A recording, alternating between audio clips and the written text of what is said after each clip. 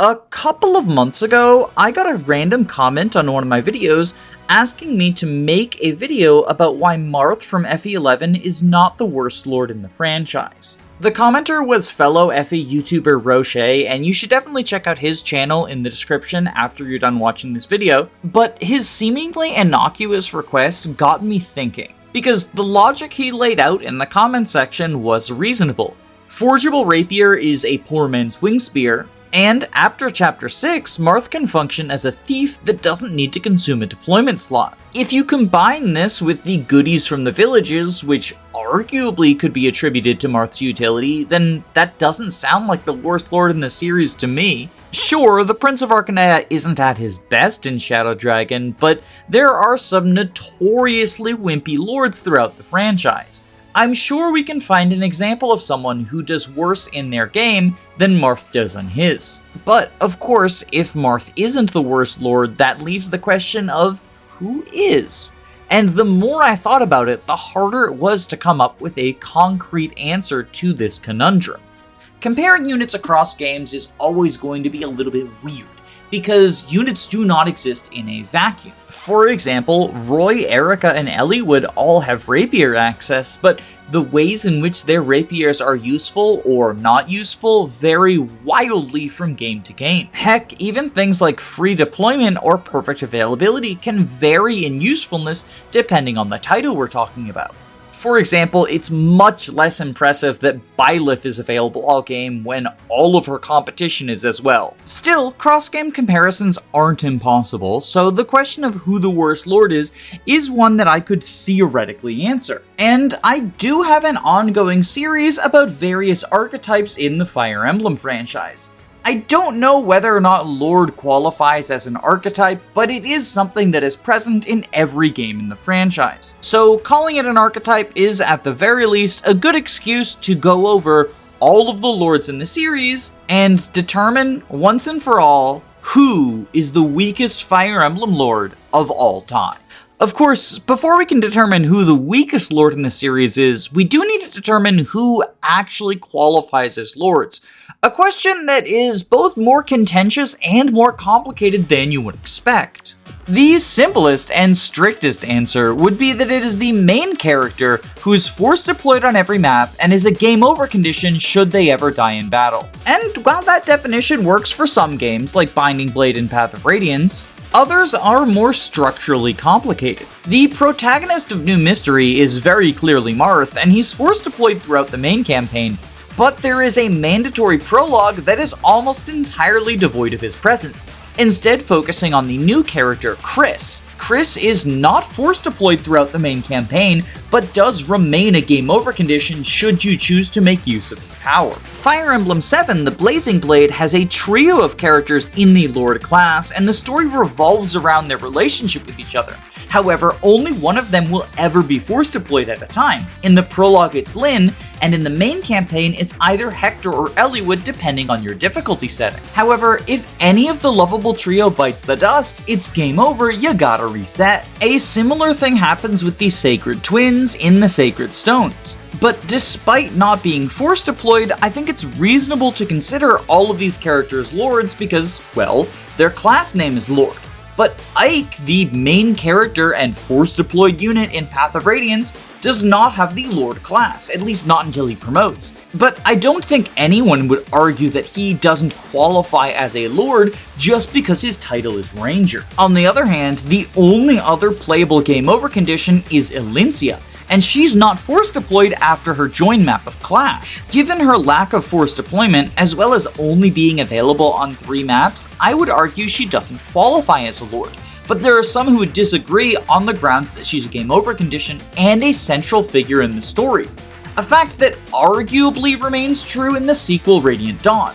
While she takes a backseat in the major story, there is a side story devoted to her, and she's a game over condition both in that side story and in several main story maps, specifically 4-2 and 4-5. If you choose to bring her into the Goddess's Tower, she stops being a game over condition, so does this disqualify her from Lordship, or does her lack of prominence in the story do that? I mean, Radiant Dawn has no shortage of game over conditions. Are Nephany and Braum Lords now? What about Edward or Soth? What about Ranulf, who plays a large role in the story and is force deployed in a handful of maps?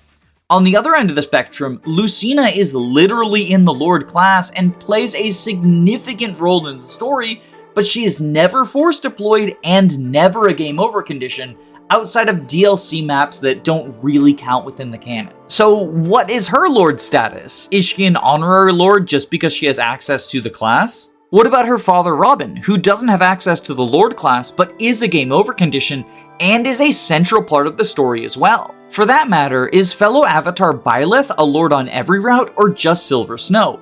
What about Edelgard? Does she count on Silver Snow or just Crimson Flower? Or do the house leaders even count at all? And does Seliph count? He's never a game over condition, but he fills the same role your house leader would if you go the Silver Snow route. And what about Bantu? He has a unique class and he's important to the story. Okay, obviously that last example was a little bit silly. Obviously Bantu counts. Anyone who says otherwise is just a silly Billy. I don't think there is a single correct list of who the lords are or are not, but I'm going to give my list for which characters I consider to be lords throughout the franchise and work off of that. If you have a different list than me, feel free to let me know in the comments, and why you would include people that I didn't, or wouldn't include people that I did. For my purposes, however, I consider the franchise's lords to be Marth in every appearance, Ulm in every appearance, Celica in every appearance, Sigurd and Seliph from Fire Emblem 4, Leif from Fire Emblem 5 but not Fire Emblem 4, Roy, Eliwood, Lyn, and Hector, Eirika and Ephraim, regardless of which route you choose, Ike from Path of Radiance and Radiant Dawn, as well as both Micciah and Sanaki from Radiant Dawn, Kris from New Mystery of the Emblem,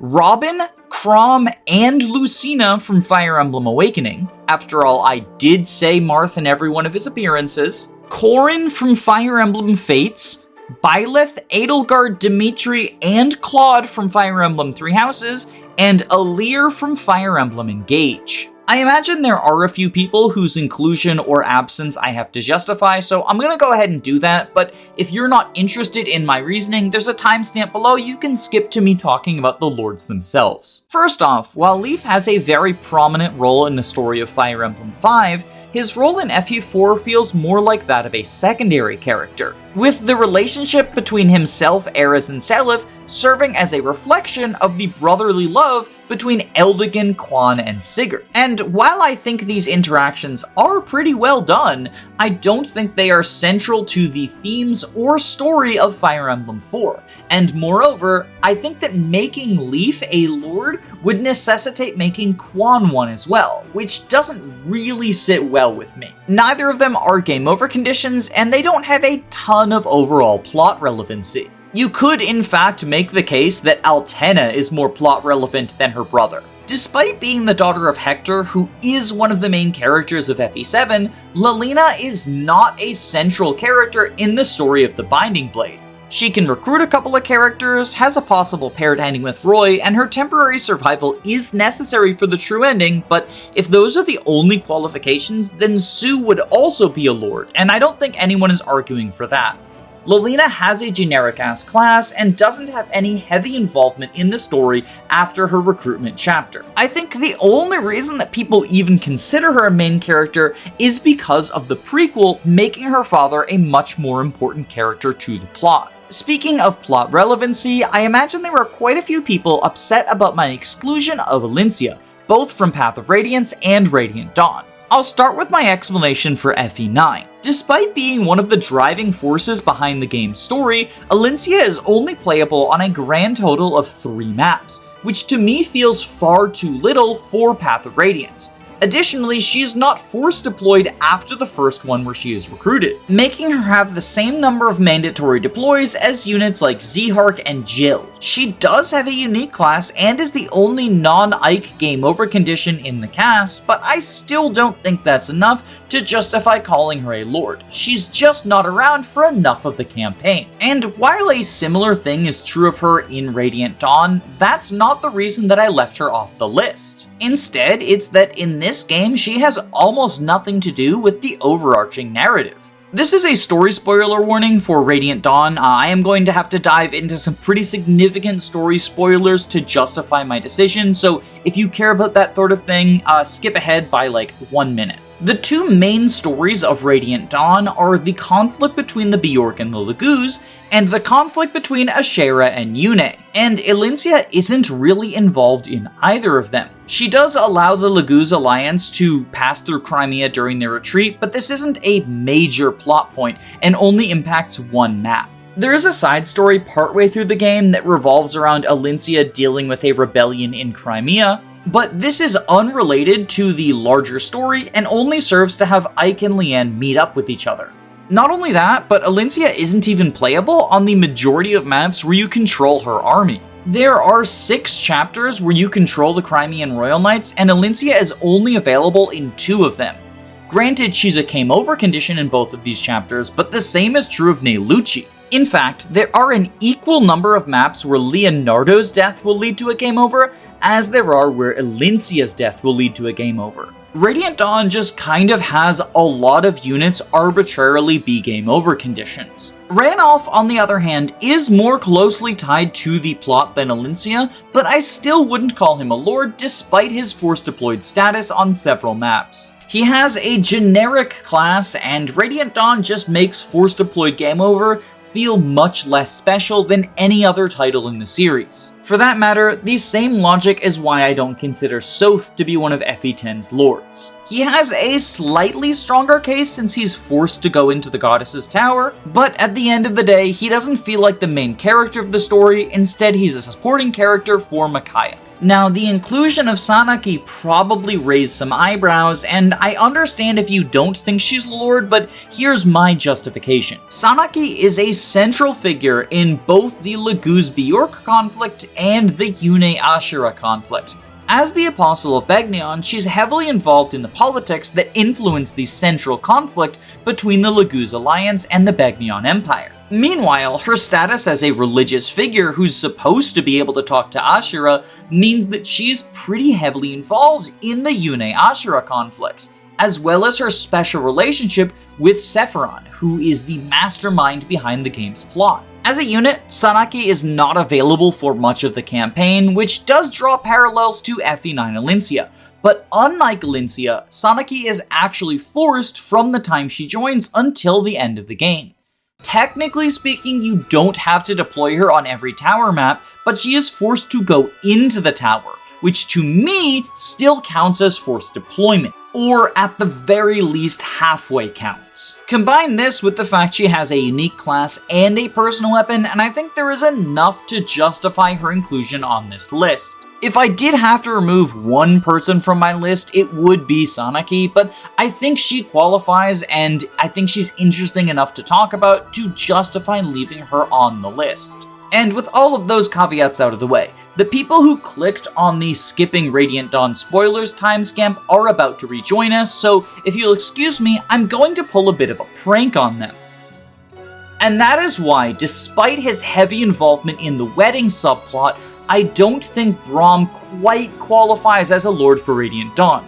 Although if I had to add one more person to the list, it would absolutely be him. He's just too central to too many parts of the story. Moving on to Fire Emblem 11, Sita is a pretty noticeable absence, especially since she has her own rapier variant, but I think that she falls much closer to Lilina than she does to Lyn and Eliwood. Despite canonically marrying Marth and recruiting several characters into the army, I don't think she contributes enough to the main story of Shadow Dragon to qualify as a lord. And this applies to the sequel New Mystery as well. Kris, on the other hand, despite not having a heavy investment in the story, is the point of view character both for the prologue and the main campaign. And he's a game over condition, so I think that he qualifies as a lord.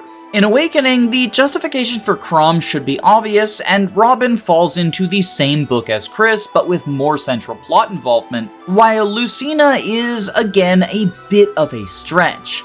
I took the fact that she has the same Lord class as Chrom, as well as the fact that she is a primary driving fact of both Act 2 and Act 3 of the story, to be enough to include her on the list. Much like Sanaki, she's a bit of an edge case and would be one of the first ones that I remove, but I think she qualifies, and so does Emblem Engage, which is really all of the justification I need. Fates is an interesting one because you could make the argument that any number of the royals count as lords for their said campaign. Xander, Azura, and Ryoma are the three that I most frequently see touted, but I don't really think of any of them as lords. Azura is the closest, since she's available in all three routes and has ties to the secret nation of Vala. Oh, fuck! Moving on to Fire Emblem Three Houses, Byleth is once again an avatar and a POV character, as well as being central to the game's story and mythology. Pretty clear-cut case. While the house leaders are not force deployed in Phase 1, they are in Phase 2, and I would say that the game's selling point, being choose which leader you side with, is enough to justify their lord status. Plus, these are the only three characters who are able to access the Lord class, so if it's good enough for Lucina, it's good enough for the trio of bisexual house leaders. What do you mean they're not all bisexual? Only Edelgard is canonically bisexual? Have you seen Claude? Are you kidding me? He's supposed to be heterosexual? Okay, so much for believable world building. Anyway, the reason that I chose to exclude Seliph, despite his story status in Silver Snow, is that he's never force deployed outside of Hunting by Daybreak, which is his join map, so it doesn't count, just like Alencia and Clash. And he doesn't have any sort of special trait, like a unique class or a personal skill that grows over time, a trait that is shared by all four of the characters I do consider lords. If Seliph were only available in Silver Snow, I might consider him to be a lord, but given he's recruitable in 3 out of 4 routes, I don't think that he qualifies. So lastly, that brings us to Engage. And while Vale does have story relevancy and a unique class, I don't think she's a lord because she's never force deployed outside of join map, and she's never a game over condition. As far as the DLC characters are concerned, I know that Yuri, Nil, and Nell are important to their respective DLC's stories, but I haven't completed either of the DLC campaigns, and because they're not game overs in the main campaign, I don't think they would qualify. Maybe after I finish Cinder Shadows and do some research into Fel Xenologue, I'll do a companion piece that covers the DLC lords, but this video is going to be long enough without that, so I think we can exclude the 3 of them for now. And the same goes for Shigure and Kana in the Fates Alt Universe Bad Ending DLC. Okay, so we're like, 25 minutes into the video now? I guess we can actually start to tackle the topic in the video's title and thumbnail. Who is the worst lord in Fire Emblem? When I've done other archetype videos in the past, I've gone in chronological order, but I thought that this time it would be interesting to start with lords who are universally accepted as strong and move our way down towards weaker ones so that we can keep the question of who the worst lord is a surprise for the end of the video. So with that in mind, I think we can start with what is pretty easily the strongest category of lords.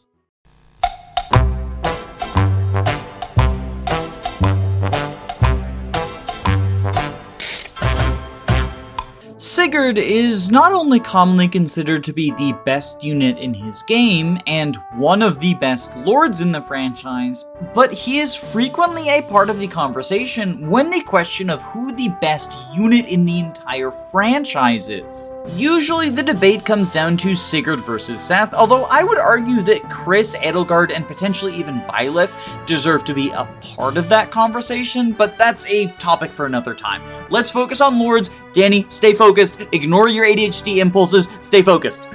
Sigurd himself is good for very straightforward reasons. He has incredibly high base stats, decent enough growth rates, and good weapon ranks, as well as starting in arguably the best class in the game, Night Lord. Night Lord is a horse-mounted class with 9 movement and A rank in swords as well as B rank in lances. Because of Sigurd's Holy Blood, his A rank in swords is elevated to a star rank, the equivalent to S. What this basically means is he can use almost any weapon he cares about. Swords are by far the best physical weapon type in Genealogy due to the higher accuracy and lower weight, and Sigurd can use all of them. This in and of itself is great, but the additional access to lances means that he can make use of some more niche weapons if the situation calls for it. 1-2 range isn't particularly good in Judgrel, and the javelin stats do leave a lot to be desired. But one thing I've always said about bad 1-2 range is it's always bad to have the option of bad 1-2 range rather than to have no 1-2 range option whatsoever. If you're fighting an archer on enemy phase, the javelin may only have 60 hit, but the silver sword has 0. And there are 2 inherent qualities of Fire Emblem 4 that allow Sigurd to leverage shitty 1-2 range better than other early lance users. The first is the way that critical hits work in Genealogy. Most units cannot score critical hits against their foes. Instead, there are only 3 situations in which one can. The first is if you possess the critical skill, or if your equipped weapon gives you the critical skill in the case of the killer bow. The critical skill grants a skill % chance to score a critical hit. And unlike in most Fire Emblem games where this simply triples your damage output, Judgrel crits are kind of ridiculous. I'll throw the damage formula up on screen right now, but the long and the short of it is they double your might before factoring in the enemy's defense. This might sound like it's less damage than tripling your might after defense, but usually it is actually significantly more damage, simply due to the way that enemy defense and weapon might work in this scenario. I suspect the overpowered nature of these crits is why they were mostly limited to characters that possess the critical skill, although there are still other situations in which you can score a critical hit. The second such situation is if you're dealing effective damage, so for example, bow users versus flyers or the horse slayer against paladins. This in and of itself makes effective damage very valuable. But the third way in which one can score a critical hit is, in my opinion, the most absurd, and that is by leveraging the weapon kill count system. You see, every weapon that you have keeps track of the number of enemies that you've killed with it, not counting the arena since those are canonically non-lethal bouts. Once you reach 50 kills, that weapon will grant whoever has it equipped the critical skill, which is already pretty strong because it is just a skill % chance to score a crit. But the weapon doesn't stop counting once it hits 50 kills. Instead, it will count all the way up to 100 confirmed kills. And for each kill over 50, it adds 1% to your critical chance. So, if you have a 100 kill weapon, you have a 50 plus skill % chance to score a critical hit on your opponent in a game where critical hits are the strongest they have ever been. Because weapons are infinitely repairable in Genealogy, one of the primary focuses of the early game is trying to stack as many kills onto as few weapons as possible in order to give yourself absolutely broken tools once you get into the harder portions of the game. And while there are several other good options, such as the Brave Sword or Brave Lance, the Javelin makes a very compelling argument for kill stacking. Its stats aren't super impressive, with 12 might, 18 weight, and 60 hit. You're just gonna have to trust me about 12 might not being impressive. Genealogy is a numbers inflation game. But if you add a 50% crit rate and put it on a relatively accurate unit, then it doesn't matter that you're not doubling. You're going to kill all of your opponents anyway.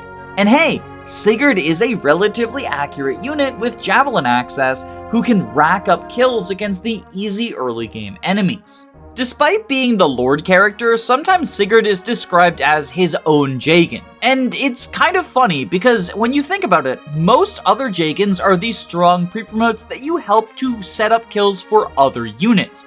But in Sigurd's case, he is the strong pre-promote who you help to set up kills for weapons. It's more important that you secure kills with the Javelin than it is that you secure kills with Alec, Noish, or Arden. Of course, one of the other reasons that Frederick is frequently called a Jagan is he has access to the iconic Jagan silver weapon. In this case, it is a silver sword that is handed to him in the prologue. Now, technically speaking, Ethlin and Eirika can also use the silver sword, and you get other units later on who can as well, But because of the way that FE4's inventory system works, you kind of have to pick one unit to make use of it throughout the course of the map, and Sigurd is by far the best candidate for the Silver Sword. In comparison to his sister, Sigurd has much better physical combat stats, and Etlin is more likely suited to healing than she is to fighting. Eirika, on the other hand, has decent combat, although I would still argue her combat is worse than Sigurd's. He has more strength and bulk than her, and both of them have the speed to double just about everything. But even if you believe that Astra makes Eirika's combat better than Sigurd's, Sigurd is still a better user of the Silver Sword and other strong swords due to the fact that he is on a horse. Somehow I've gone an entire 7 minutes without mentioning Sigurd's mount.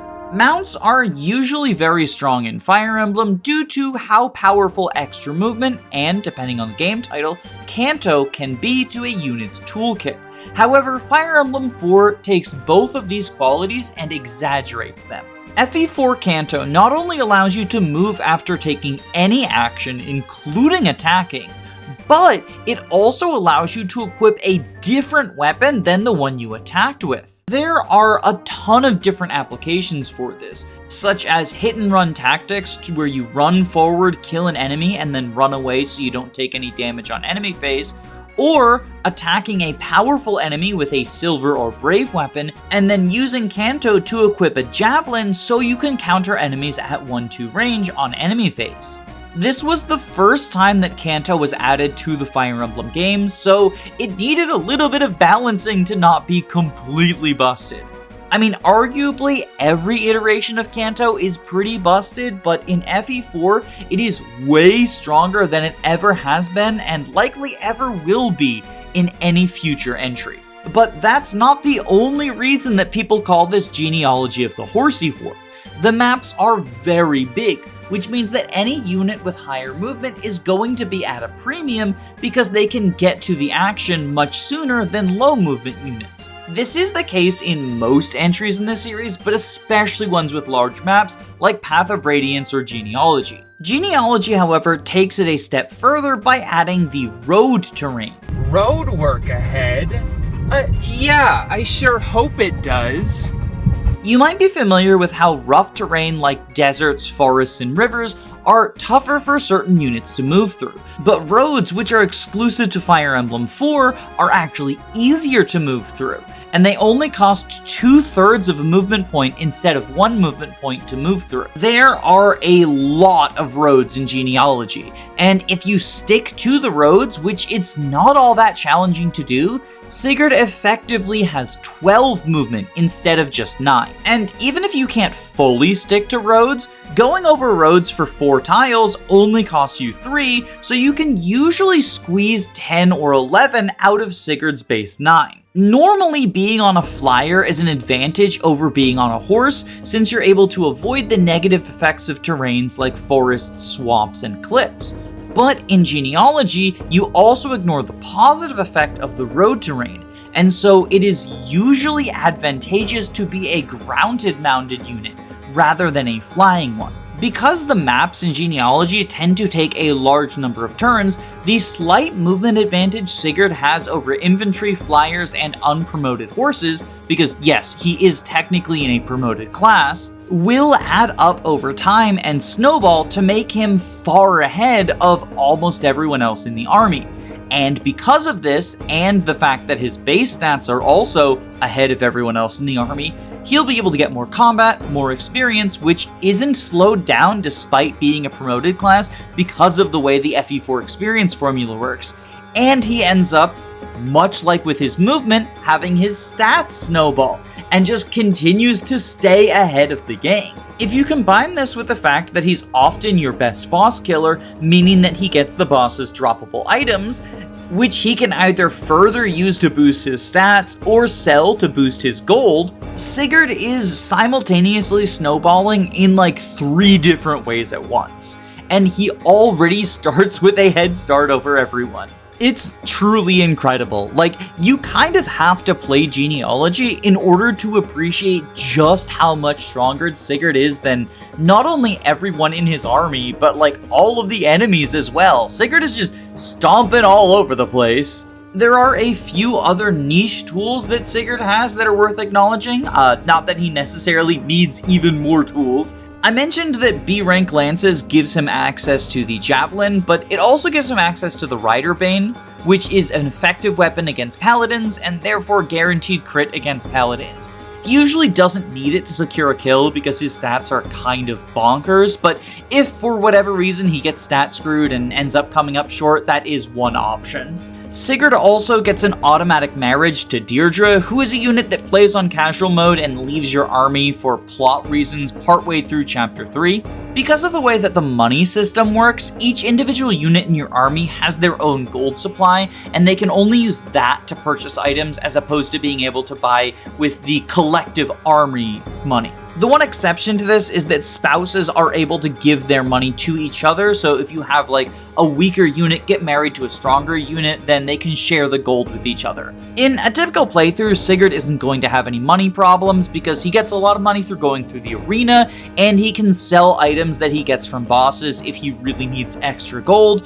But because Deirdre leaves your army partway through the campaign, there's no reason not to have her give all of her money to Sigurd and have her sell all of her belongings before the plot event that causes her to leave the army.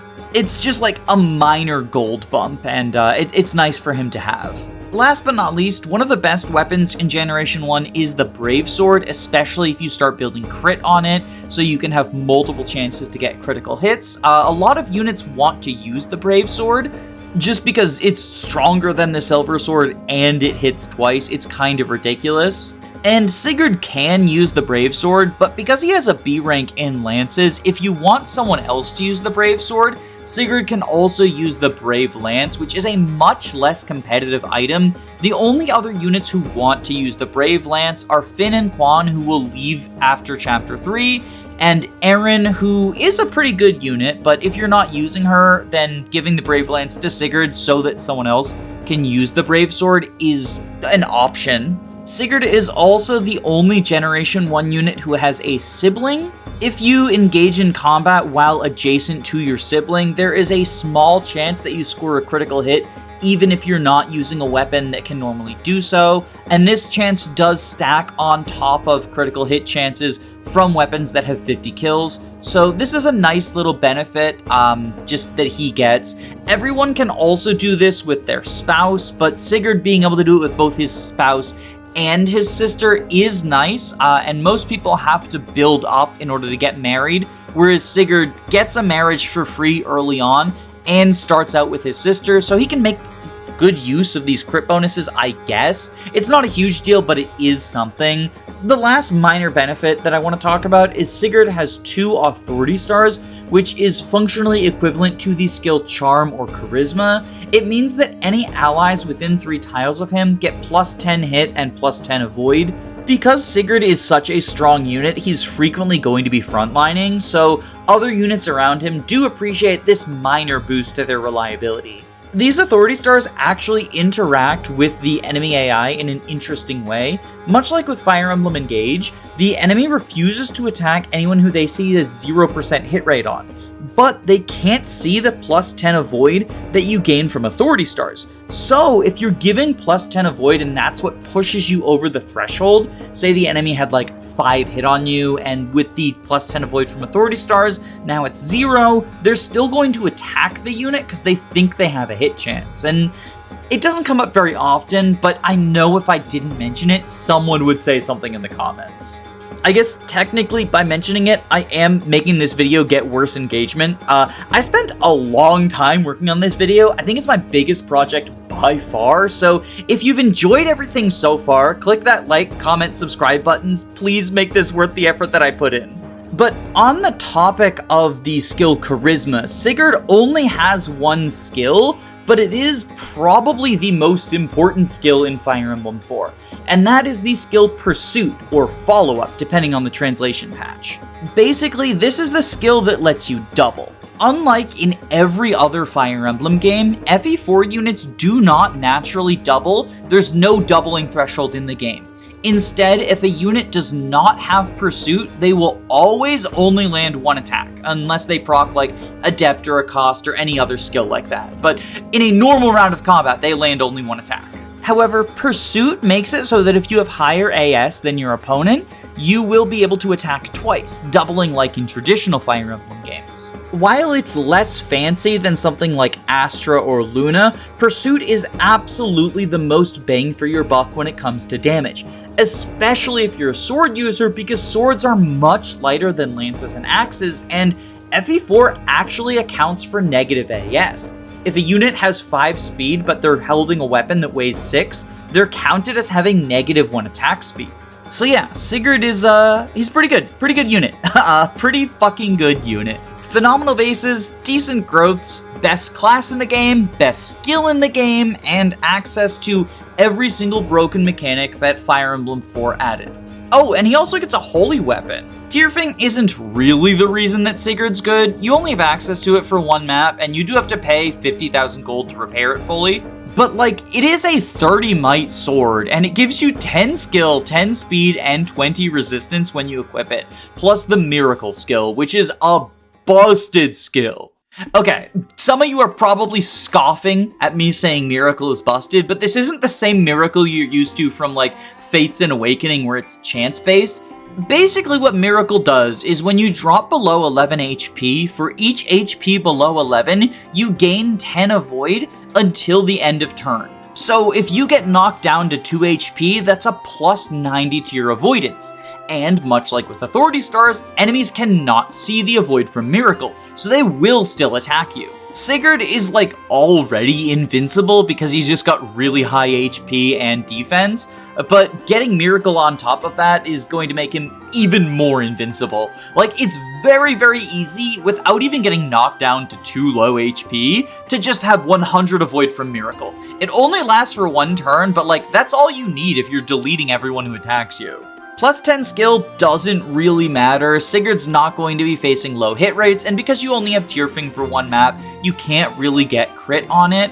But plus 10 speed also probably doesn't matter. You're probably fast enough to double everyone anything. Plus 20 resistance is arguably the best part of Tyrfing, and I know that sounds crazy, because it is a 30 might weapon, and it gives you the invincibility skill, but resistance is quite valuable in Judgrel. Mages hit scary hard, and if you have lower resistance than a Staffer's magic, they can status you 100% of the time.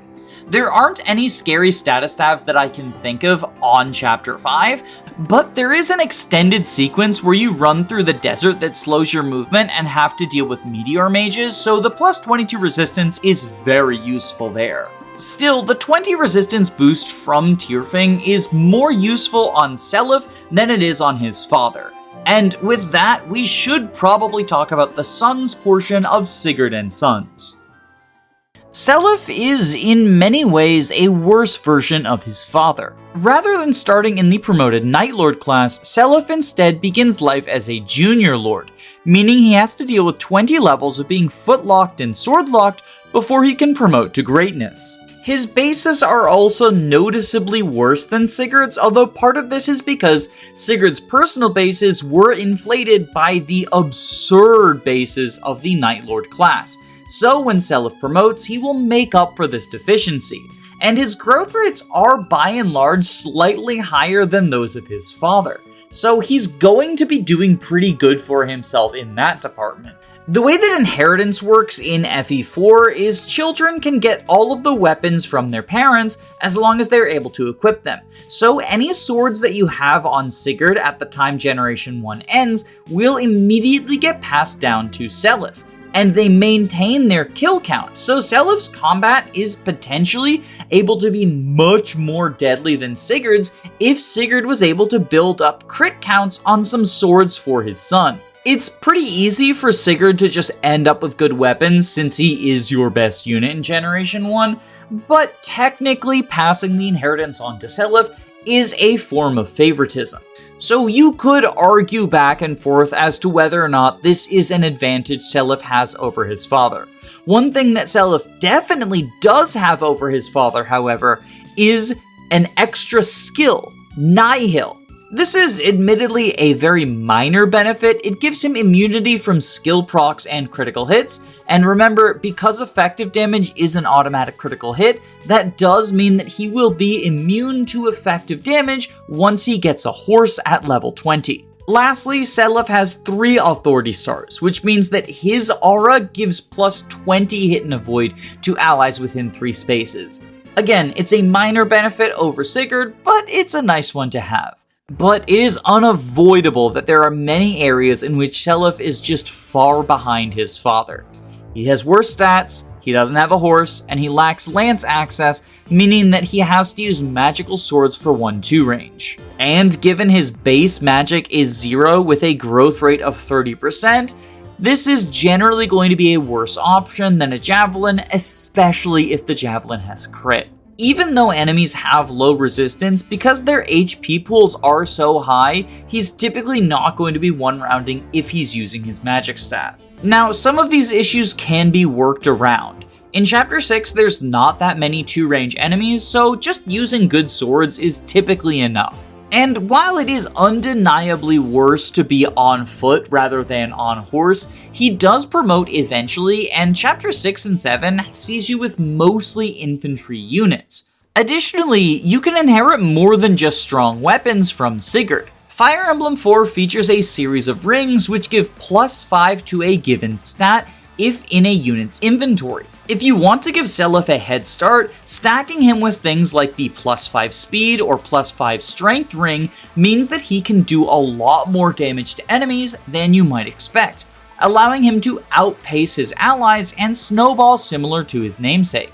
There are also bands that grant skills, and the most coveted among them is the Paragon Band, which doubles your experience gain.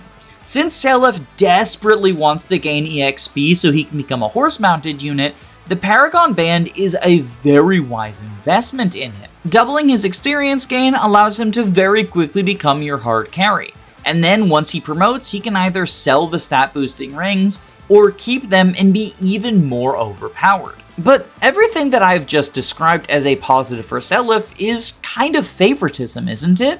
I mean, I've done playthroughs where Seliph was not allowed to engage in combat, and other people can replicate his performance or potentially even exceed it if given the same resources as him. The most prominent example of this is Arthur, who, if given Forseti blood, has a 30 might personal weapon as early as Chapter 6. Seliph is not allowed to inherit Tyrfing from Sigurd, so this is a trait that only Arthur can have.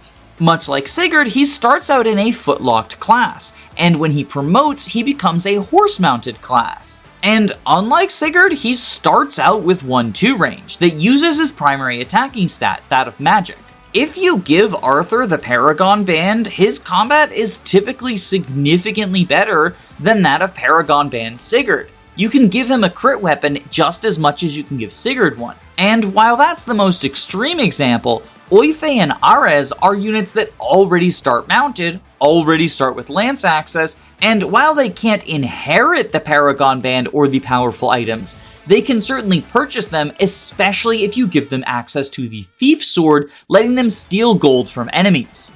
Dermot has a much lower ceiling because he will only ever be able to use swords, but much like Oife and Ares, he starts out mounted, and he can inherit all of the stuff that you give to Seliph, so he also makes an argument for this favoritism. He's not going to end up as good as Seliph if you train him, but you can potentially give him skill combinations to make him have a little bit of an edge in that department. Leif is competing for the stat boosting rings, the Paragon Band, and swords, and he also gets a very powerful promotion if you train him for 20 levels. He becomes a Master Knight, meaning that he gains every weapon type except for dark magic, including A-rank stabs and a horse. Now, with proper money management, it is possible to give multiple of these units the resources that they desire, even when they're the same resource like the Paragon Band, but it is undeniable that whoever you give it to via inheritance, and whoever you give the early EXP via boss kills or enemy kills, is getting some amount of favoritism. So the question becomes, why are we rating Seliph so highly if the thing that is really making him perform so well is all of the favoritism you give him. After all, in the non-Seliph runs I've done, Ares, Artur, and Oifi can replicate all of Seliph's combat from Chapter 6 until Chapter 10. And, well, there's a very simple answer to that question. It's because Seliph's combat isn't the thing that we're training him for. Or, at the very least, it's not the only thing that we're training him for. Seliph possesses two unique qualities that make him an ideal candidate for this experience. The first is he is the only character in the game who can seize castles. Now, to be clear, I don't think that the ability to seize itself should be considered a positive or negative when it comes to evaluating units. However, the fact that Seliph is the one capable of sieging incentivizes you to give him both experience and powerful weapons, so that he can become your primary boss killer.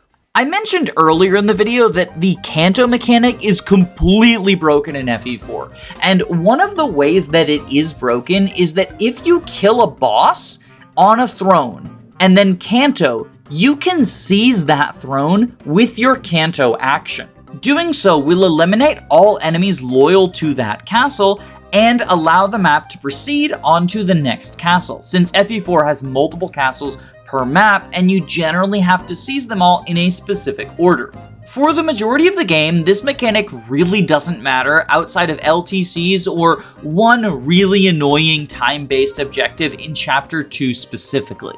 But once you hit Chapter 10, there are quite a few castles where you want to kill the boss and seize as quickly as possible. Sometimes it's because there's a pincer attack with scary cavalry charging down from above. Sometimes it's because a large number of dangerous ballista or status stabs are associated with that castle and can only be eliminated by seizing it. And sometimes it's just because the enemy squad is damn near overwhelming and you want to get rid of them by seizing the castle. In all of these instances, raising Seliph so that not only he has a horse in order to more quickly reach the castles and seize, but also he's competent enough to defeat the bosses so you can use the rescue staff to have him fight the boss and seize, immensely benefits your ability to proceed through the map. And in case you are protesting because you're worried about missing out on experience, most of your units in Generation 2 will cap their level around Chapter 9 or 10. You'll probably have some stragglers lagging behind, but for the most part, this is not wasted EXP. And not even for your weapons, because most of them also hit 100 kills long before this starts becoming a relevant strategy. But speaking of weapons, the other significant benefit that Seliph has is the Tyrfing. It's not the only 30 might weapon you'll have access to, as there are multiple holy weapons you can have in Generation 2, some of which are even guaranteed, like the Balmung and the Mistletoe. But the Tyrfing is particularly beneficial because of that aforementioned 20 resistance. The final map of the game features a large number of staffers who will cause chaos in the ranks by putting your units to sleep and silencing all of your healers so that they can't restore you. The first castle of Endgame is particularly notorious for this, but they are honestly scattered throughout multiple points on the map, and it's genuinely frustrating to engage with them since status stabs have a 100% hit chance as long as the enemy's magic is higher than your resistance.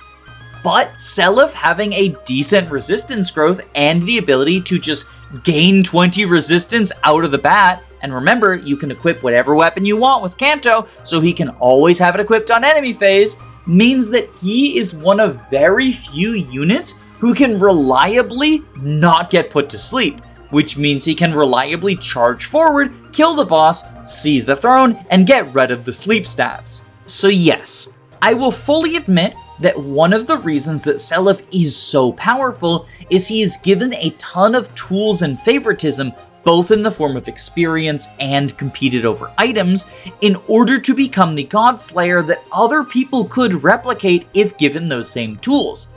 But you are highly incentivized to give him those tools because of the unique attributes that he brings to the table in the form of the Tyrfing and the ability to seize.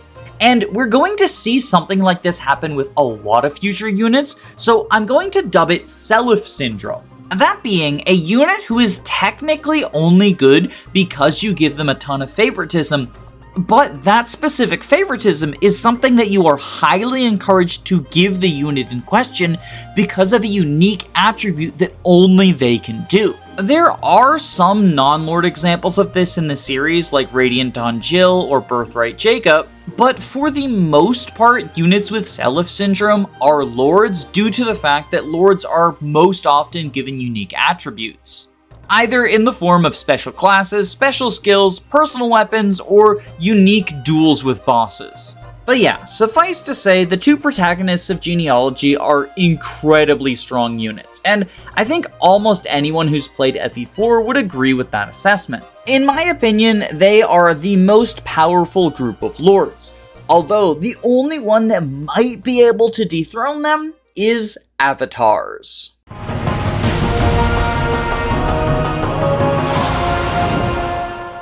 Starting with New Mystery of the Emblem, Fire Emblem added what the community refers to as avatar characters, those being self-inserts meant to represent the player. By and large, these characters are incredibly powerful, and even the weakest among them, Alear, is one of the better units in their game.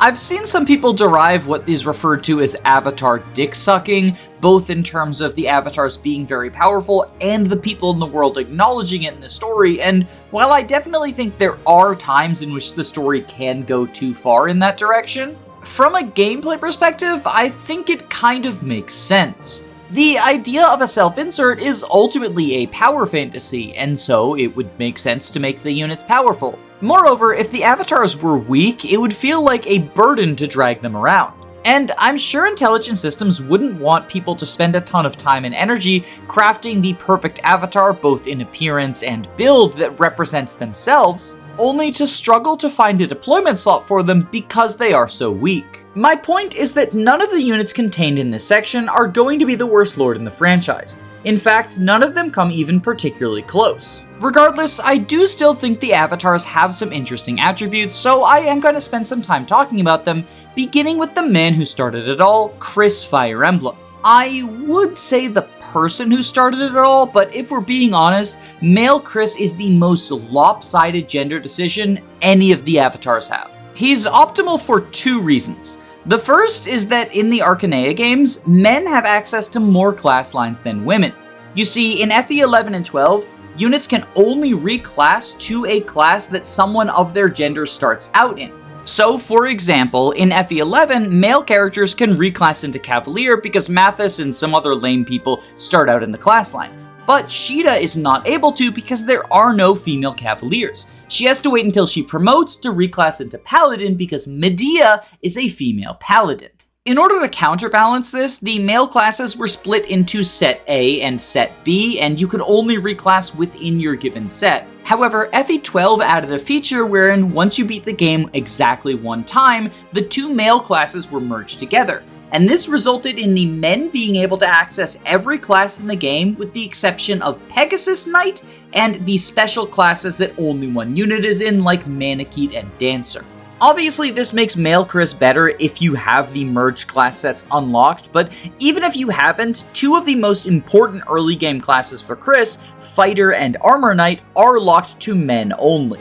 However, the second and arguably more important reason that male Kris is optimal is because male Kris can actually enter into a throuple with Marth and Sita, but female Kris cannot. Not because Sita isn't bisexual, but because the bi-icons, Marth and Sita, recognize that it's low-key problematic to unicorn hunt, and they want to break through the stereotypes. And so they've decided only to add a bisexual man to their relationship, because bi men don't get enough love. This is also why trans mask icon Castor is able to enter into a relationship with them, but unfortunately Athena is not. But getting back onto topic, what exactly is it that makes Kris so good? Well, the answer is surprisingly simple. It's the same thing that defines almost every unit in Fire Emblem 12. Stats, join time, and weapon level. Kris's personal bases and growths don't look particularly special at first glance, but that is because they don't account for unit customization. When building your avatar, you get to select their past, present, and future, and each of the choices that you make will add base stats or growth rates in one or more stat areas. Unlike the customization on the 3DS games, the effects of this are purely positive, and while you can't stack multiple boosts in the same area, you kind of don't need to. Just giving Kris a single boost in one of the areas makes him feel like a specialist, and he gets to pick multiple areas to specialize in. Moreover, because Kris joins and is force deployed throughout the entirety of the prologue, he gets early access to quite a lot of experience and ends up snowballing as a result of this. The first chapter is literally a Kris solo and serves to give him a free level up, but even as you get deeper into the prologue and acquire more party members, Kris is usually going to be the most competent person on your team. And whoever is the most competent often ends up doing the most combat, which in turn means that they end up getting the most experience. Kris's competence doesn't just come from his base stats, however.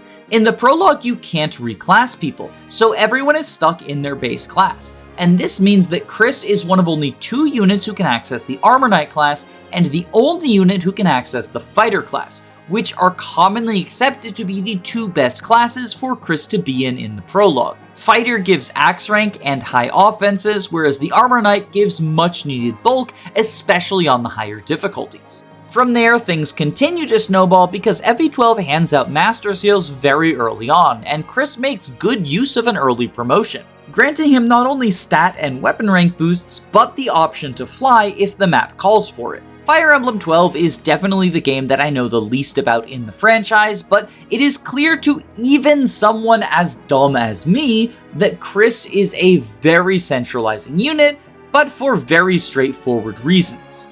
As is always the case when I do these history lessons, I invite the FE12 fans to leave comments pointing out anything that I missed or correcting misinformation that I have accidentally spread.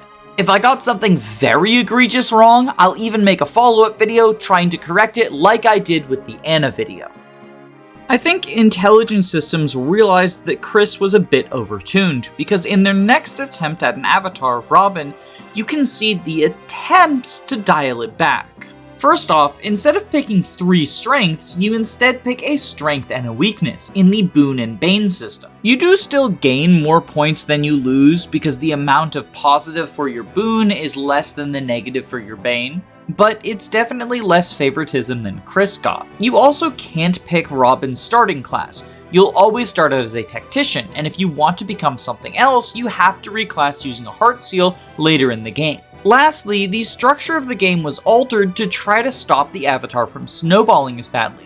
One of the big things that Kris has going for him is that he gets 7 chapters where he is just your best option for doing anything, which allows him to eat up that yum-yum experience. Robin joins alongside both Chrom and Frederick, who are strong units in their own right. I mean, saying that Frederick is a strong unit might be underselling it a little bit. He's quite possibly the best unit in Awakening. But the only person competing with him for that title is Robin, because despite the attempts at nerfs, she's arguably even stronger than Kris. Due to her unique tactician class, Robin gets an EXP multiplier of 1.5 times if she's ever paired up with another unit. This, alongside Awakening's generous EXP formula, allows her to snowball quite nicely. It is worth noting that her growths are not actually that good by Awakening standards, but they're good enough, especially with the EXP multiplier, that she maintains on pace or ahead of all of the other units around her. That's not the only benefit of the Tactician class, however. Due to Robin's tome access, she has 1-2 range, which is valuable both in the early and late game. Early on, being able to attack enemies uncountered is incredibly valuable. It's one of the reasons that Virion is such a good unit. On early game Lunatic, and honestly even hard mode to an extent, enemies are tough enough that you really don't want to be eating any unnecessary hits. Once we move into the late game, however, 1-2 range is valuable against the hordes of enemies on route maps. Especially if you reclass into Dark Mage, you can just use Nosferatu to delete a bunch of foes. Speaking of reclassing, that's another one of Robin's strengths. The reclassing system received some pretty significant changes in the transition from DS to 3DS. Now, instead of being able to infinitely reclass between a bunch of different roles, you need to use the Heart Seal item and for most units they can only reclass between a set of 3 different classes. So, for example, the Armor Knight Callum could use a Heart Seal at level 10 to turn into either a Priest or a Thief. It works a little bit different with the 2nd generation because both parents will pass down all of their classes, so it's possible to get someone who can reclass into 6 different class sets based on that, but all of that doesn't matter because Robin gets to break the rules due to avatar favoritism and can reclass into any class within their gender lock. This is the primary reason that female Robin is considered to be better. The female exclusive class of Darkflyer is just better than the male exclusive options that we have, since it gives access to the powerful Gale Force skill. And even though Gale Force is a level 15 promoted skill and therefore incredibly difficult to reach, because of Robin's EXP multiplier, she is able to reach Gale Force much more quickly. Robin, honestly, is a great lesson in just how powerful EXP multipliers are. Even though hers is only 1.5 as opposed to the traditional 2 from Paragon, and her growths are generally worse than what you would expect from good units in Awakening, her ability to leverage the EXP formula and Snowball means that she's going to be outstatting people around her, and that's before factoring in the fact that she can hit the level 15 promoted skills much sooner. It is also potentially notable that the interaction between Robin and the inheritance system means that Robin's children will share the same trait as her. I tend not to think about the children when evaluating the units, but if you're planning for the 2nd generation, Robin is incredibly useful, both in passing down powerful class sets and in having the ability to give birth to multiple children. Usually, each child is tied to a specific mother, although Chrom and male Robin are the only 2 male characters who also have a child tied to them. Chrom's marriage pool is limited, but Robin can marry anyone of the opposite gender. So female Robin can have multiple kids if she pairs up with Chrom, and this is typically thought of as the strongest marriage for her, whereas male Robin can have multiple kids if he pairs up with any of the women who have children tied to them. It is also worth noting that despite the fact that Gale Force is probably the strongest skill for Robin to dip into a class for, the fact that she has access to so many gives her a large amount of flexibility. Most units in Awakening can access at least one broken build, but Robin can pick and choose. And if you want to have some fun with it, you can always go off meta by combining some very weird skill sets. Are you sick of using Robin as a combat unit? Well, she can fill every single skill slot with a rally, including Rally Spectrum, which is unique to her and her children. You could also be goofy and give Robin triple fares and then put her into Great Knight so she can make use of all of them in the same class. The only thing she can't do is combine both male and female skills, so unfortunately no Gale Force despoil. Although, she can pass that down to her son, since Morgan will always be the opposite gender of Robin. Still, it's pretty hard to deny that Robin is just a stupidly good unit. So, obviously, Intelligent Systems realized that they had to nerf avatars going forward. Let's see how successful they were with the next game's avatar, Corrin.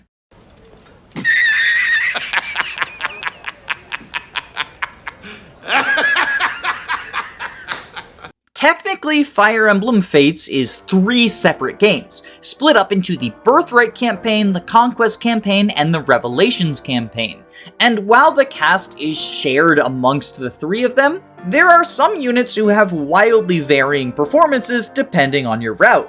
Just as a random example, Mozu is very strong in Conquest, pretty middle of the road in Revelations, and generally one of the worst units in the Birthright route. With that in mind, if IS was trying to nerf Corrin, and I do think they were because of the changes they made to avatar creation, they had 3 opportunities for Corrin not to be incredibly broken. And they fumbled at all of them, because in every single route, Corrin is not only incredibly strong, but there is a decent argument for them being the best unit in that route. I wouldn't say they're uncontested in any route other than Revelations, but you wouldn't be looked at like a crazy person if you said Corrin was the best unit in either Conquest or Birthright. I do want to go over Corrin's performance in the 3 different routes, because the things that make them good are somewhat different from route to route. But before diving into route-specific stuff, I want to take a look at avatar creation. Returning from Awakening are boons and banes, and they function much the same. Just like in Awakening, you gain more from your boon than you lose from your bane. However, a new feature of character creation is choosing a talent, because unlike Robin, Corrin does not have access to every class in the game. Well, I mean, he does, but not all in the same playthrough.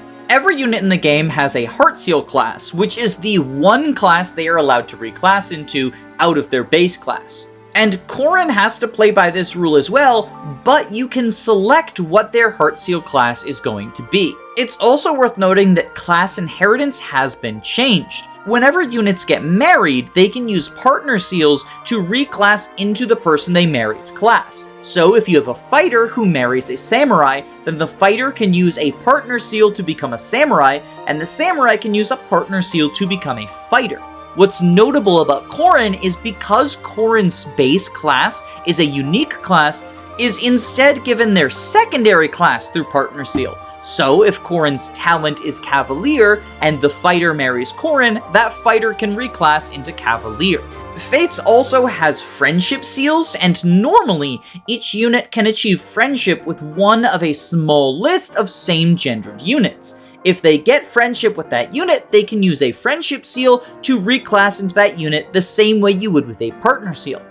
Corrin's friendship functions a little bit differently, however. Instead of having to choose from one of their same-gendered allies, Corrin just gets friendship with all of them. Anyone who Corrin achieves an A-rank support with, Corrin can use a friendship seal to reclass into that unit's base class.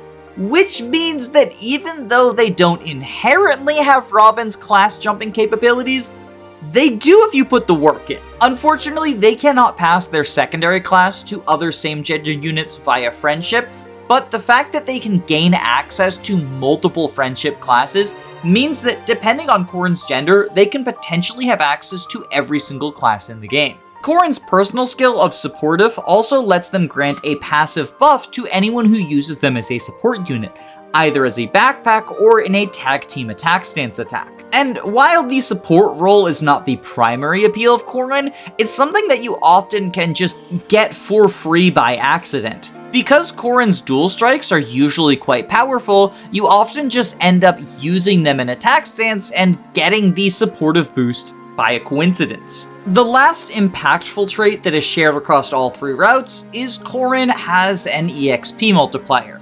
It's not as extreme as Robin's, it's only 1.2 instead of 1.5, but it's unconditional. In fairness, Robin's was basically unconditional because in Awakening there's virtually no reason not to be paired up. Whereas with Fates' reworked pair-up system, there are plenty of times that you want to use attack stance, but I guess since you don't have to worry about pair-up anymore, it's kind of a moot point. It is worth noting that due to the way Fates' EXP formula works, Corrin's EXP multiplier is less impactful than Robin's.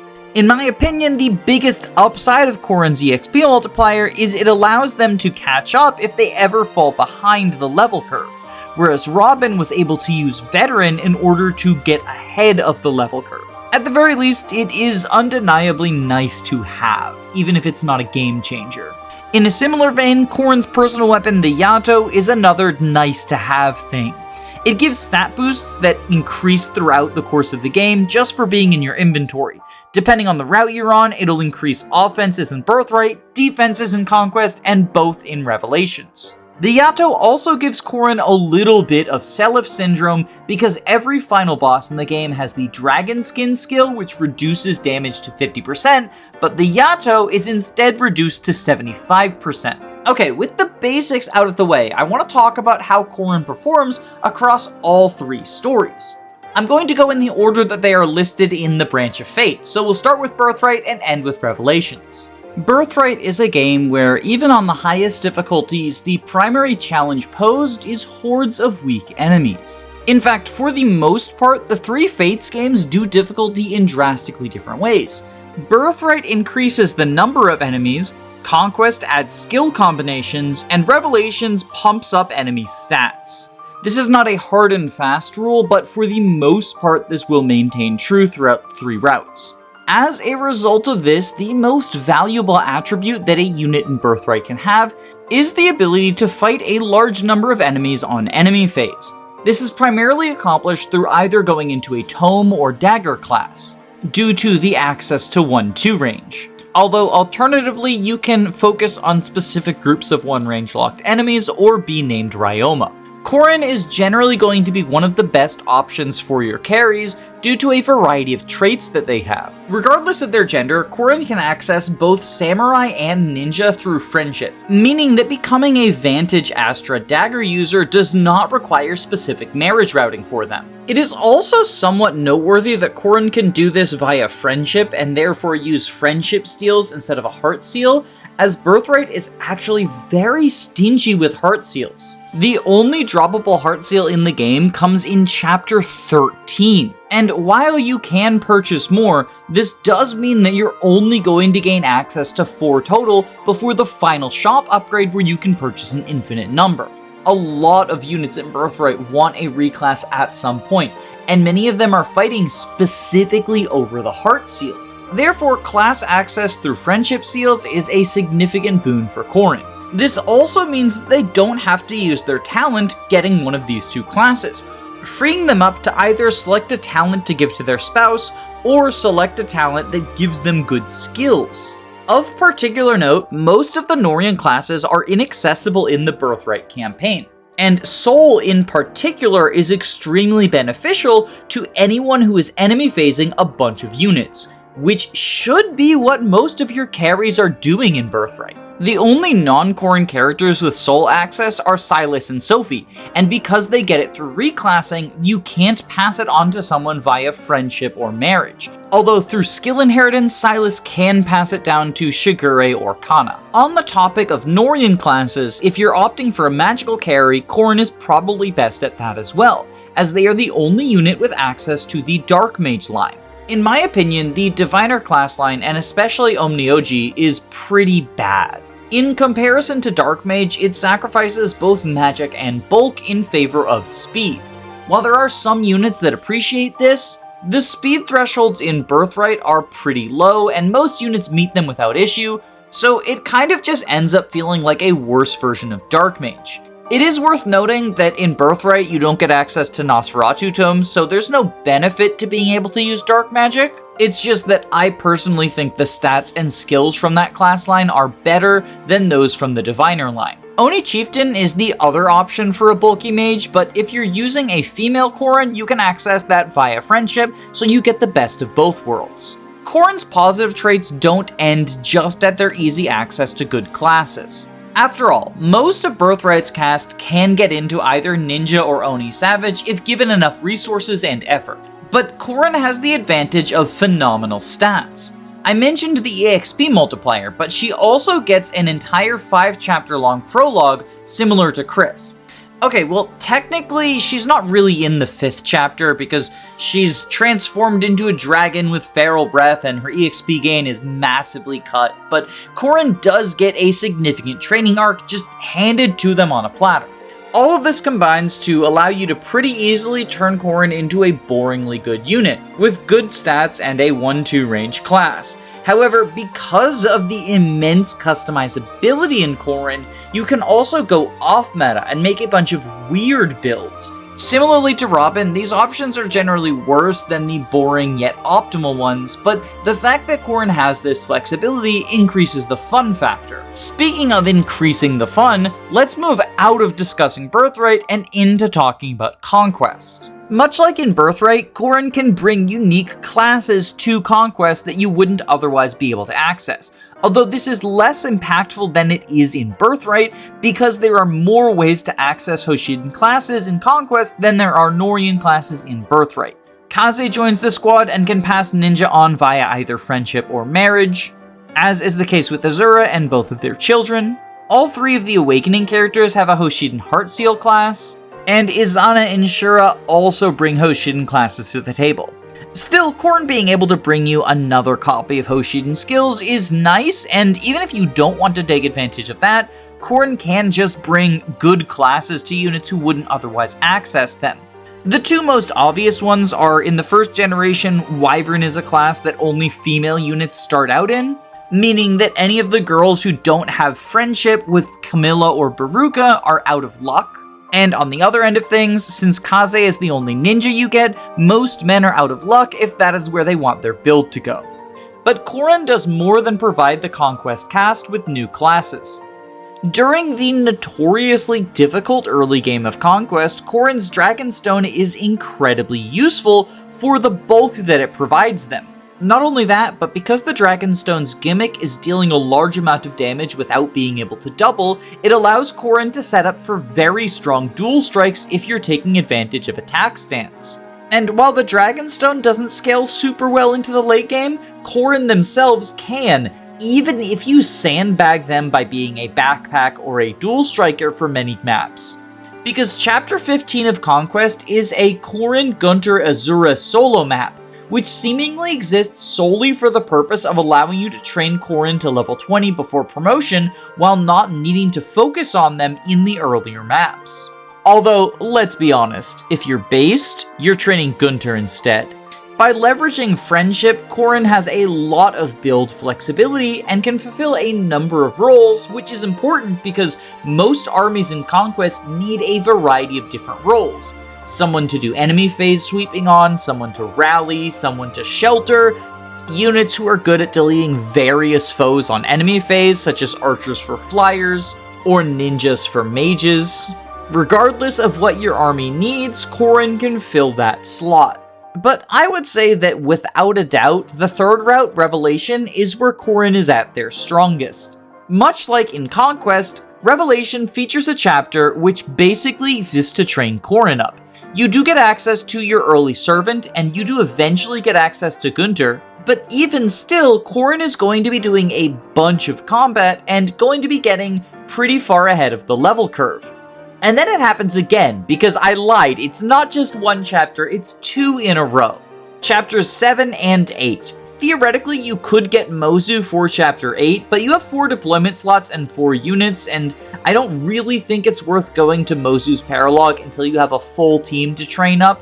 I really like training the Sakura squad in anticipation of Chapter 9, because that can be a very difficult map if you haven't trained up Hana and Kaze. But I'm getting off topic.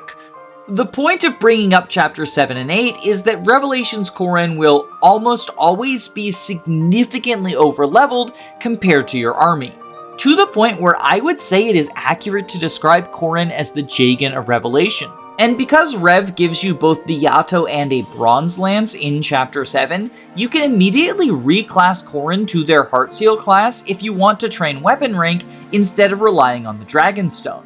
There are a lot of different directions you can take Corrin's early game during Rev, but my personal favorite is that female Corrin can achieve friendship with Azura prior to Chapter 9, the Fuga map, meaning that they can use a friendship seal to become a Sky Knight and become the elusive flyer with good combat for Revelations. Your only other flyer options for that map are Wyvern Gunter, Sky Knight Sakura, and Tsubaki, none of whom perform particularly well against the Fuga enemies. I guess technically if you grind Mozu up to level 10 you can make her a Kinshi, so there's another flying option for 9, whatever. Because of how easily Corrin hits the soft EXP cap for Chapter 9, I tend to think of them as the Jagan of Revelations, although they lean much closer to the Seth end of the Jagan spectrum than the Vander end. Because even if you promote Corrin for Chapter 9, which is something that I do think is potentially recommendable, they will continue to be a powerful member of your army throughout the mid-game of Revelation, and then they start growing again once you hit Vala and become strong again. Corrin's late game in Rev is similar to their late game in Conquest and Birthright in that they just have the flexibility to dip into a bunch of different classes, get a bunch of different skills, and make them work in a combination of ways that no other unit can. Revelation is perhaps the best example of this because they can acquire both Norian and Hoshidan classes through friendship. In fact, female Corrin has access to every single class in the game through friendship. Well, aside from Dancer and Kitsune and Wolfskin. And technically also, female Corrin can't be a butler or great master since they're gender locked, but you know what I mean. In a game with units as powerful as Ryoma, Leo, Xander, and Fuga, being able to stand head and shoulders with the giants of the cast while sticking around throughout the entire campaign is an undeniably impressive feat, and I genuinely don't think there's another unit in the cast who has an argument for first place in Revelations, unless of course you count Azura, but ranking dancers is weird, and I do think Corrin is better than Azura in Rev. That's my take. Granted, I don't think it's a super hot take, but it is one that I'm willing to fight for. So meet me in the parking lot of Arby's at 3 a.m. if you disagree. Which Arby's? You know the one. You know which Arby's. In their fourth attempt to make an avatar who doesn't completely break the game wide open, Intelligent Systems decided to remove the stat customization aspect. So Byleth comes with the same stats no matter what. Fortunately for them, they're still very, very good stats.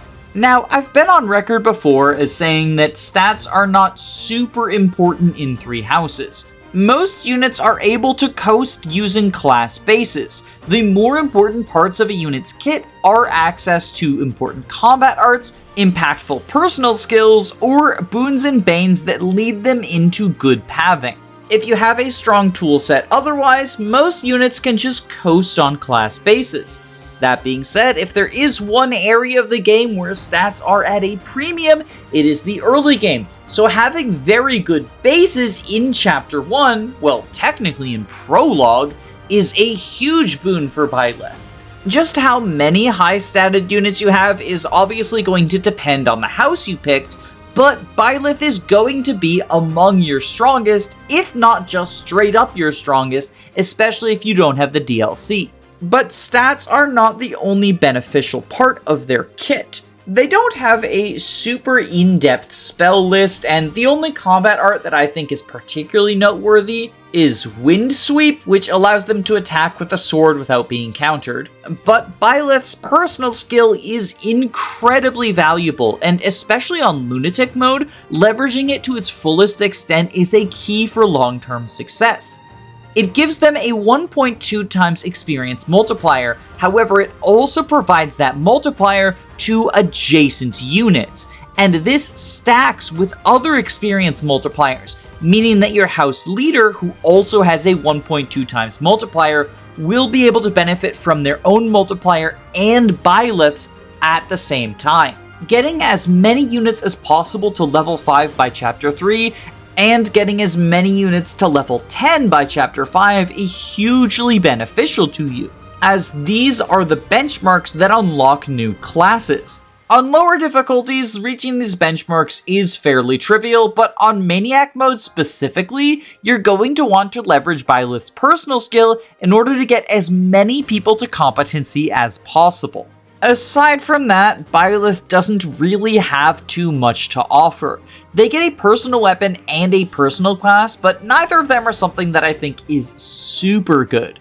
The Sword of the Creator is a 1-2 range sword, and while it's technically not a personal weapon, it might as well be. If anyone other than Byleth has it, its stats get a lot worse, and you can't use its unique combat art. The Sword of the Creator is a nice option, but in my opinion, it just doesn't measure up to the broken combat arts or the various enemy phase builds that other units are capable of. Byleth's unique class, Enlightened One, is also not especially good.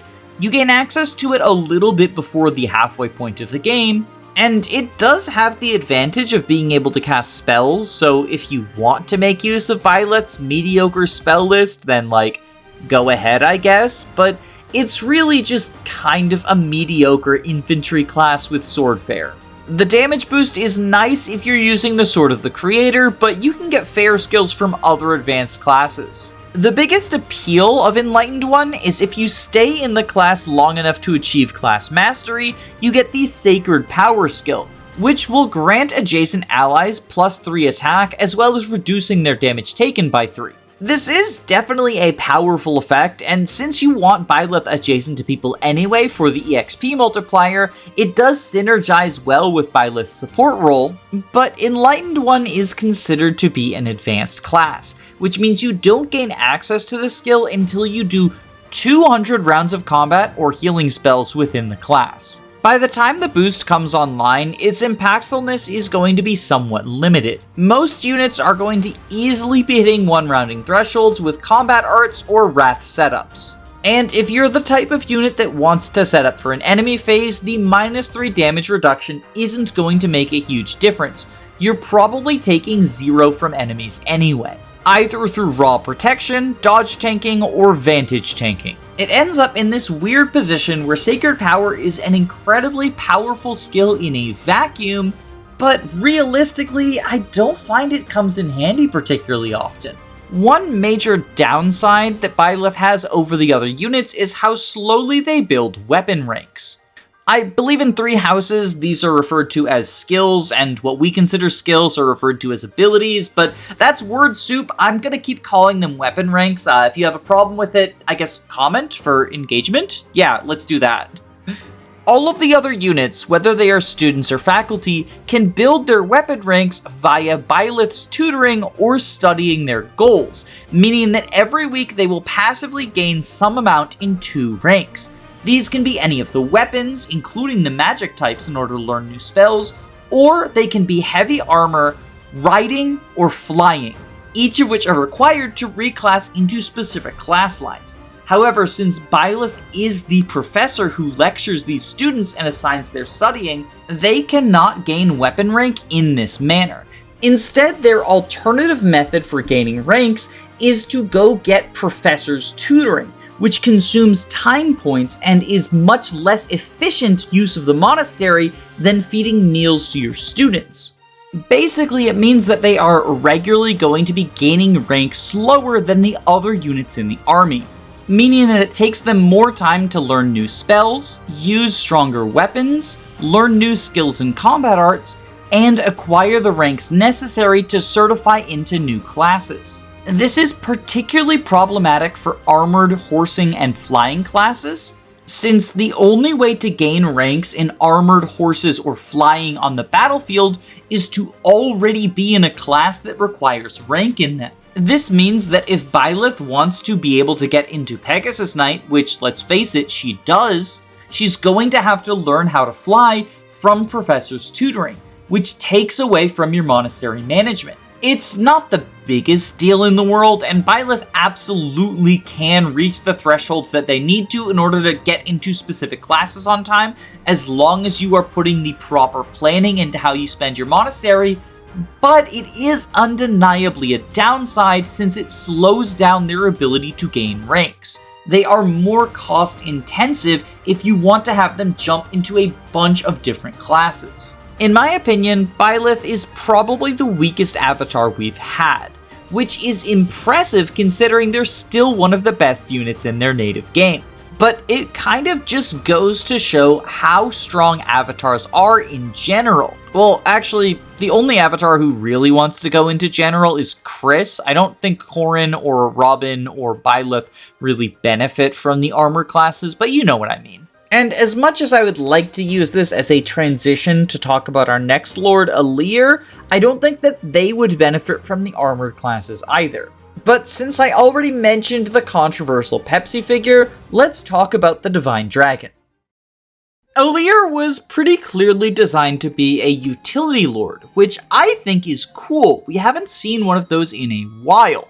Alear can use dragon bonuses on the emblem rings, and she is one of only 2 units in the base game who can do it. There are 2 others in the DLC, but I haven't played the DLC, so I'm not going to talk about them. The game presents the dragon bonuses as if they are better than other bonuses, but I feel like best case scenario, they end up being side grades rather than upgrades. The most notable one to come to mind is that on Micciah, dragon bonuses grant +1 range on stabs, which does enable additional warp and rewarp range. In the early game, this actually makes Alear a pretty good user of Micciah, but in the late game, if you care about extra range on your movement stabs, Hortensia can also accomplish the same thing. The dragon bonus on Byleth is also kind of interesting because it rallies every single stat to a small degree, rather than the more specialized ones which will rally a single stat to a large degree. In general, I think that the more specialized rallies are better, but it is worth keeping in mind the option to do the Omni Rally. The other emblem ring that, in my opinion, really benefits from dragon bonuses is Marth. Dragon bonuses on Marth significantly improve your combat, which is why it's a very good thing that there are a couple of maps where Alear is forced to use Marth, those being chapters 1 through 3. This elevates her combat over many of the other units, as well as allowing Alear to build a bond rank with Marth, giving much faster access to Mercurius. Mercurius and Great Sacrifice are the two early game tools for getting a lot of experience into a single unit, and due to Engage's EXP formula, you typically want to get these tools as quickly as possible and decide on 1 or 2 units that you are pumping as much experience into as possible, because it is very hard to bring units out of the early game into the late game. Alear already has a little bit of Seliph syndrome, since most of the early game units are mediocre at best, and Alear is a free deploy at least.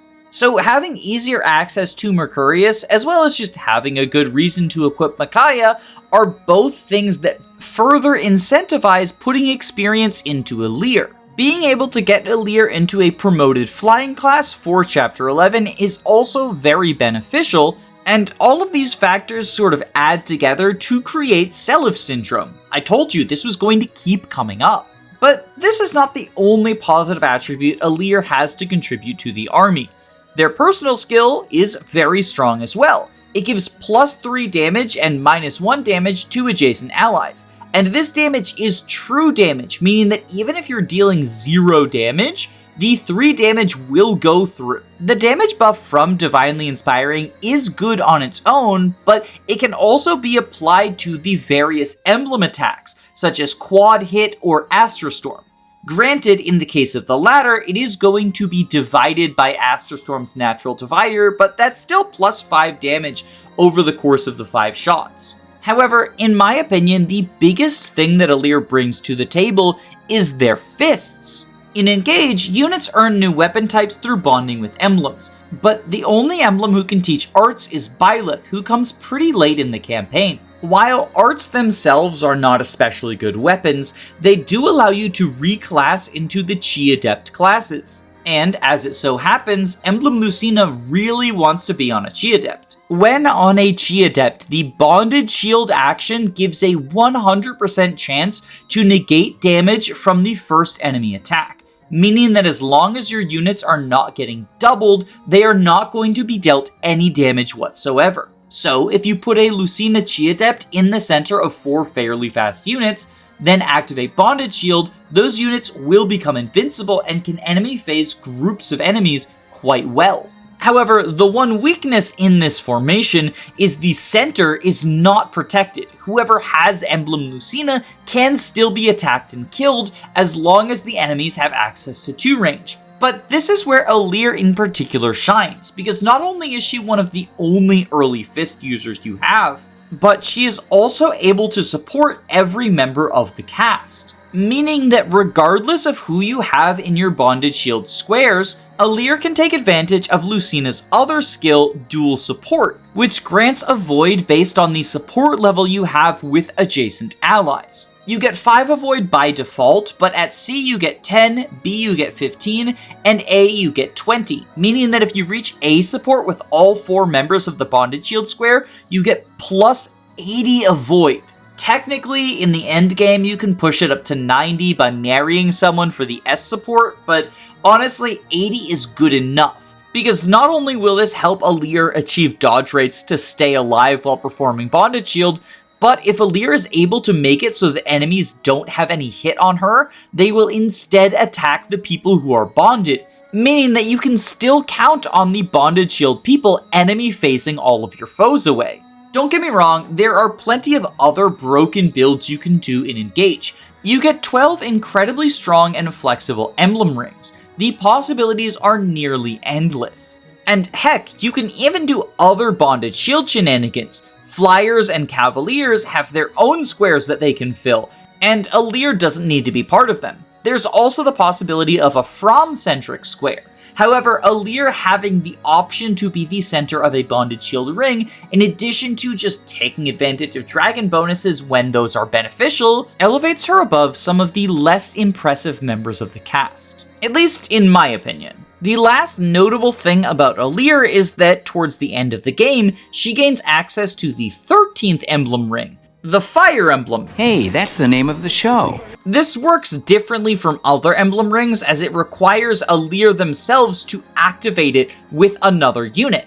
Then both Alear and that unit will get synced with Emblem Alear. It grants a variety of weapons and skills which can be very potent against the remaining enemies, in particular the final boss, and personally, Emblem Alear is my preferred way to kill Sombron, but it is worth noting that it is not the only way to kill the Fell Dragon, just, in my opinion, the easiest. Overall though, I really like the direction Intelligent Systems took with Alear, making them into a more utility-oriented lord than a combat one.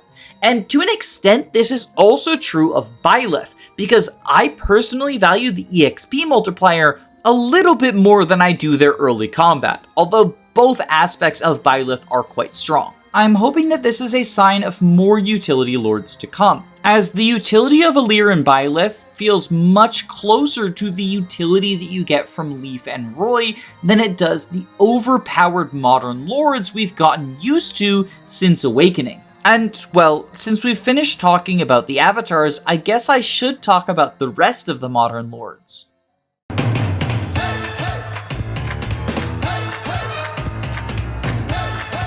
We talked about the avatars in chronological order, so I thought to spice things up, we would talk about the modern lords in reverse chronological order. So let's start with the least controversial of them, Edelgard.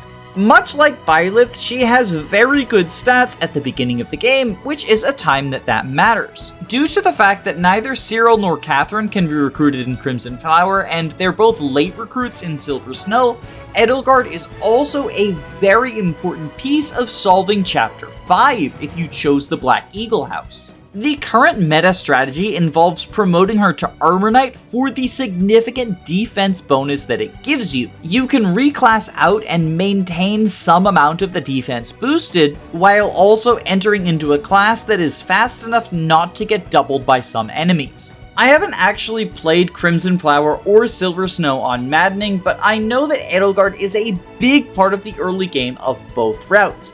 Yes, even Silver Snow, where she eventually leaves permanently. However, in Crimson Flower, when she does return in Part 2, she brings one of the most broken personal weapons ever with her. The Aimir is an axe that gives her access to the Raging Storm combat art. And Raging Storm is what happens when you take a look at Gale Force and decide it needs to be fucking buffed. For the admittedly very steep cost of 4 durability, Edelgard gets to take an extra action after she attacks. The Aimir's low durability of 20 means that you can only do this 5 times before it needs to be repaired, and the crystals for repairing it are actually quite rare, but they are not impossible to get. It's difficult to overstate just how strong this is. This gives Edelgard up to 6 actions in a single turn. Granted, you might not want to cash in all of them on the same turn, but the flexibility is there. I think it was balanced around her personal class, which is an armored class, but she can just take it into Wyvern and, especially with the Stride Gambit, go across entire maps in a single turn effortlessly. Now, Three Houses has a ton of movement tools in the form of Warp, Stride, Dance of the Goddess, etc, etc. So I've heard some people say that the movement tools in general are weaker because you don't need any individual one. But I couldn't disagree with this more. I think the large number of powerful movement tools each exacerbate each other. Raging Storm gets better with the addition of Stride and Warp, not worse. You can stride Edelgard so that each Raging Storm is even more distance traveled. or you can warp her so that you can Raging Storm a distant enemy in order to reach the boss more quickly. Despite giving bosses multiple health bars to try to fight back against single unit solos, Raging Storm invalidates this because you can just use Raging Storm to kill a health bar, and then use Raging Storm to kill another health bar, and then use a normal attack to kill the final health bar. It's incredibly stupidly broken, to a degree that we are unlikely to get again anytime soon. I think Intelligent Systems learned their lesson. After all, it's not like they added Raging Storm into the next game, Fire Emblem Engage, and removed the limited resources in repairing the Ymir, right? You know, that's not something they did. I haven't played the DLC. That's not something they did, is it? Okay, I lied. I have actually played some of Engage's DLC. I played with the bracelets, but I didn't enjoy Fel Xenologue, so I haven't played with the new characters. But yeah, apparently Intelligent Systems just didn't notice how broken Raging Storm was. I mean, they admittedly tried to tune it down by making it so you can't Raging Storm multiple times in the same turn, but then they added a mechanic where you can, as long as Byleth and Edelgard are next to each other. It's just like really stupid, and I don't know. I love playing with the broken tools, but it is kind of silly just how fucking broken Raging Storm is, and then they brought it back, and arguably it's like even more broken. Because at least in Crimson Flower, you couldn't just use it every turn. You did have to worry about repairing the Ymir and breaking monster shells in order to get the resource. Like, you could use it every turn that you wanted to. I'm pretty sure the LTC does not see that as a limitation. But, like, from a casual perspective, it feels like there's a resource to manage with Raging Storm. But then in Engage, it's just like, nope, just use it on every single map all the time, whenever you want. Like, fuck it, Raging Storm all day. That's not really relevant to Edelgard as a unit, but I don't have much more to say about the Empress. From her very strong beginnings to her absolutely dominant endings, Edelgard is probably the best unit in the game, and at the very least is the best player phase unit in the game. And with that, we'll move on to her brother, who is arguably the best enemy phase unit in the game. If Edelgard is the queen of player phase, then Dimitiri is the king of enemy phase, due to his unique skill combination of Battalion Wrath, Battalion Vantage. This means that if he has a battalion at 1/3 durability or lower, he will always go first and have a plus 50% to his critical rate. If you combine this with things like forged killer weapons and critical rings, it's not that hard to get him to the point where he one-shots every enemy with a critical hit. And while the Vantage Wrath one-shot is not a unique trait for enemy phase units in 3 houses, the fact that Dimitiri is able to do it without any on-map setup is what makes him stand out.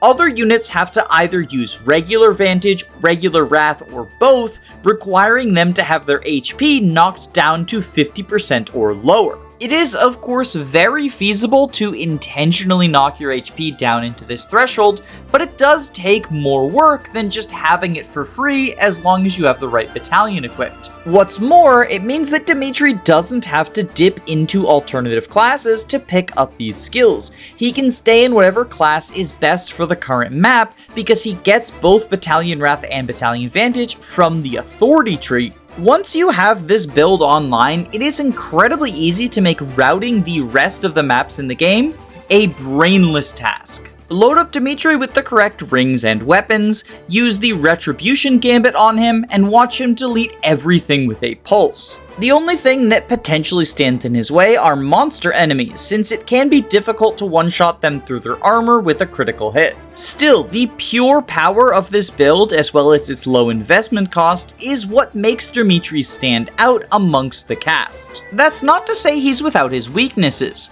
The first is that his accuracy is actually a little bit shaky, and while this can be fixed by using a skill ring, it means that you are forfeiting the crit ring. So finding the correct balance to make both hit and crit reach 100% can be a little bit more taxing than it might be for other units. Not only that, but it can sometimes be more difficult to build Dimitiri's ranks than other students, due to the fact that for a large portion of Part 2, he refuses to participate in tutoring. While it is both possible and honestly kind of trivial to get the Battalion Wrath Battalion Vantage combo online during part 1 when Dimitiri is still able to be tutored, his inability to study for several chapters in a row means that he becomes a less flexible unit because you can't really dip into other classes to pick up new skills. It is also worth noting that his personal class is pretty bad. Like, Edelgard's personal class is bad too, but at least you're never locked into it. Dimitiri gets given a grounded infantry class during Hunting by Daybreak, which is considered by many to be the hardest map in the game.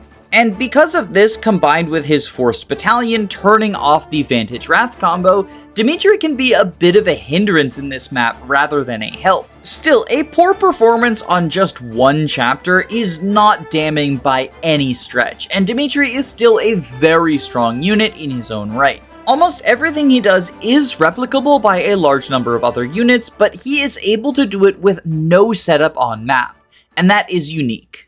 The last of our 3 house leaders is Claude, and unlike the other 2, he doesn't really have a skill or combat art that makes him stand out. Enclosure is quite flashy, because whoever you hit with it can't move for a turn, so if there's a dangerous enemy that you can't quite kill, it can take them off the board and protect your squishies. But another way to make a dangerous enemy less of a threat is, well, just to kill them, and there's a lot of combat arts that can do just that. Swift Strikes, Hunter's Volley, Point Blank Volley, Fierce Iron Fist, just to name a few. Unlike Dimitiri and Edelgard, Claude's personal class is actually quite useful. He becomes a bow-wielding wyvern. This is good for a couple of reasons. First off, it might just be what Claude wants to be in. If you want both bowfare and flight, this is the perfect recipe for that. But perhaps more importantly, it means that Claude doesn't have to focus on studying flight in order to gain access to the Wyvern class line, because he will have his skill bases raised to the point where he can qualify for them anyway. The majority of physical units in 3 houses want to enter the Wyvern class line, but they also want to grab skills from things like Brigand and Archer. As a result of this, they often end up having to get a lot of tutoring in order to meet the qualifications for all of these classes.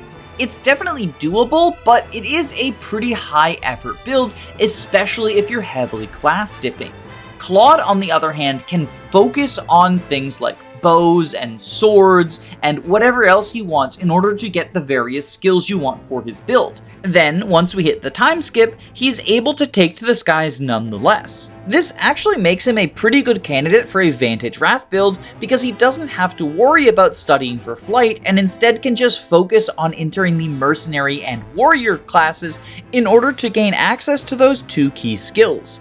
And he probably has time to spare in Archer to gain the Hit plus 20 skill as well. It is worth noting that if you want to do a Retribution enemy phase build, it is going to have counter synergy with Claude's natural bows because unlike every other weapon, bows actually lose accuracy the farther away your enemy is. So if he's countering a Meteor Mage or something, then his accuracy is going to go to the ground.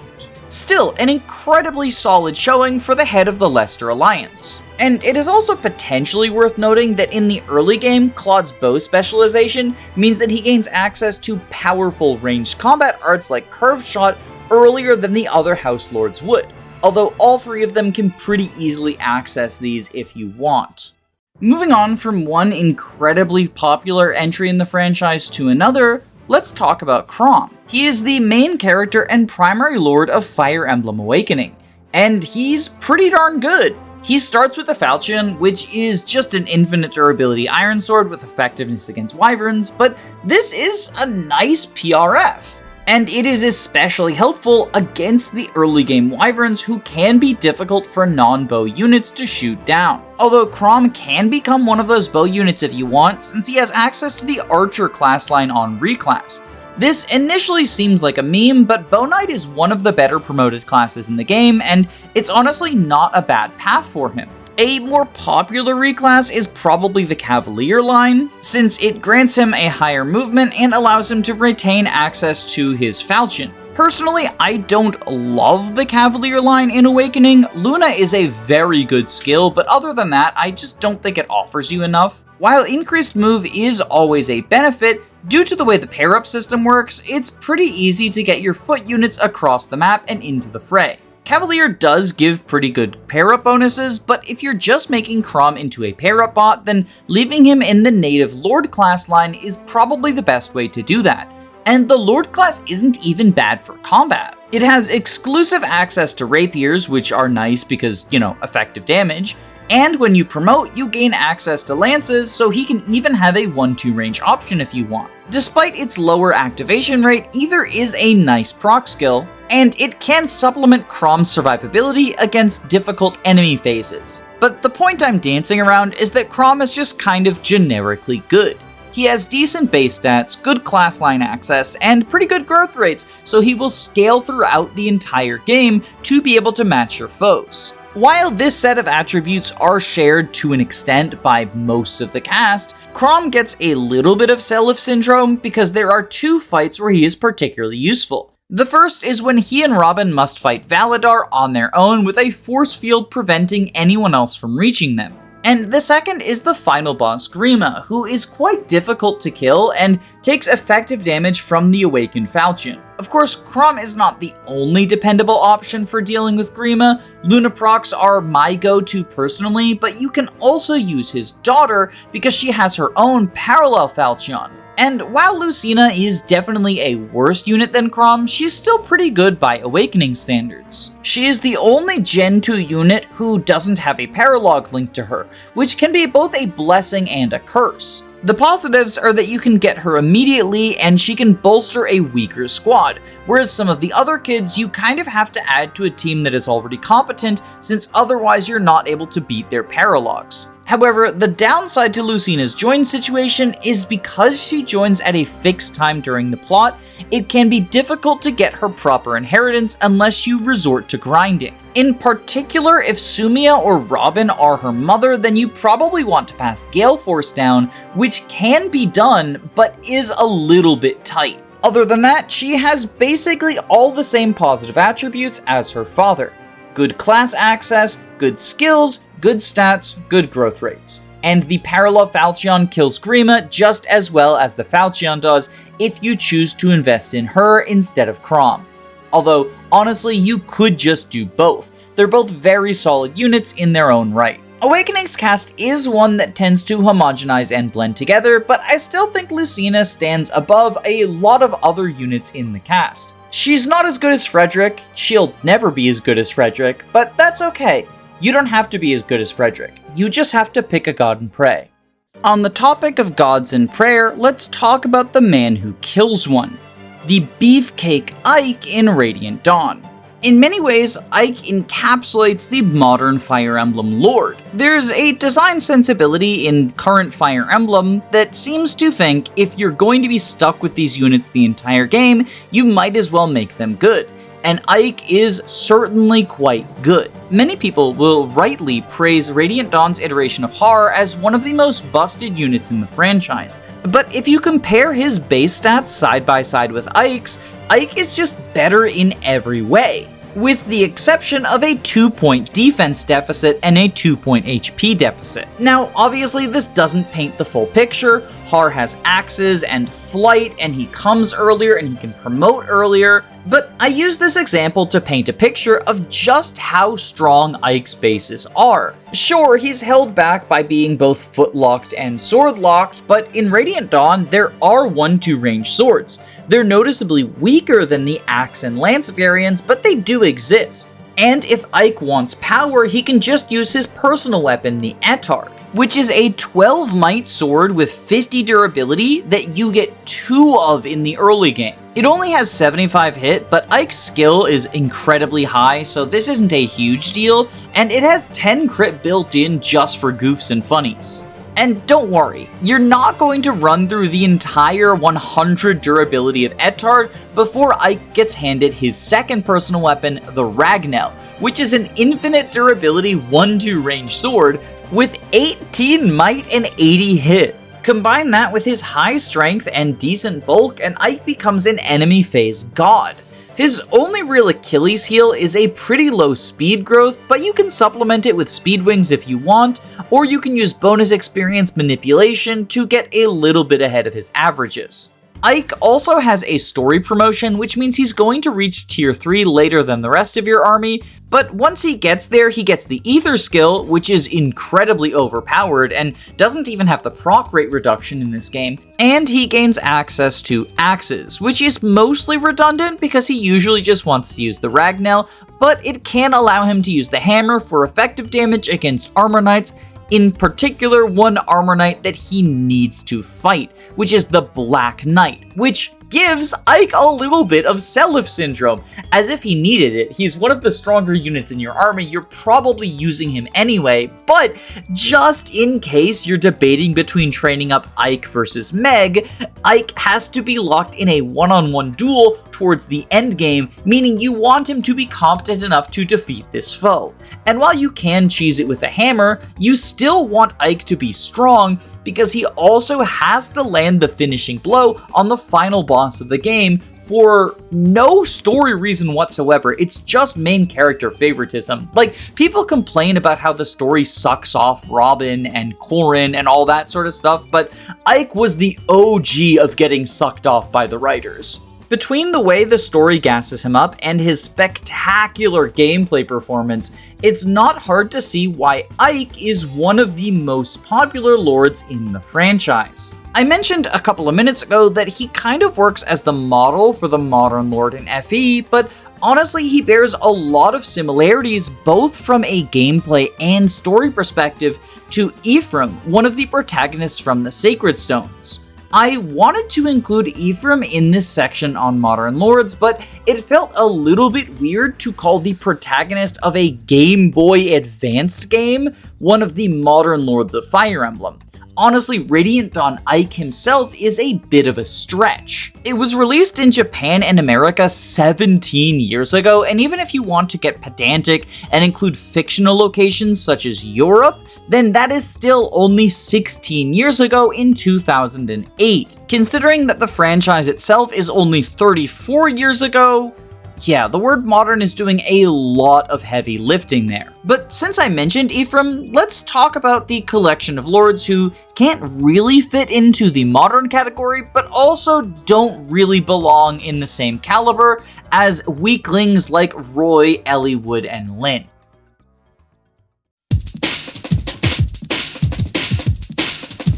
Since I already mentioned him earlier, let's start by talking about Ephraim.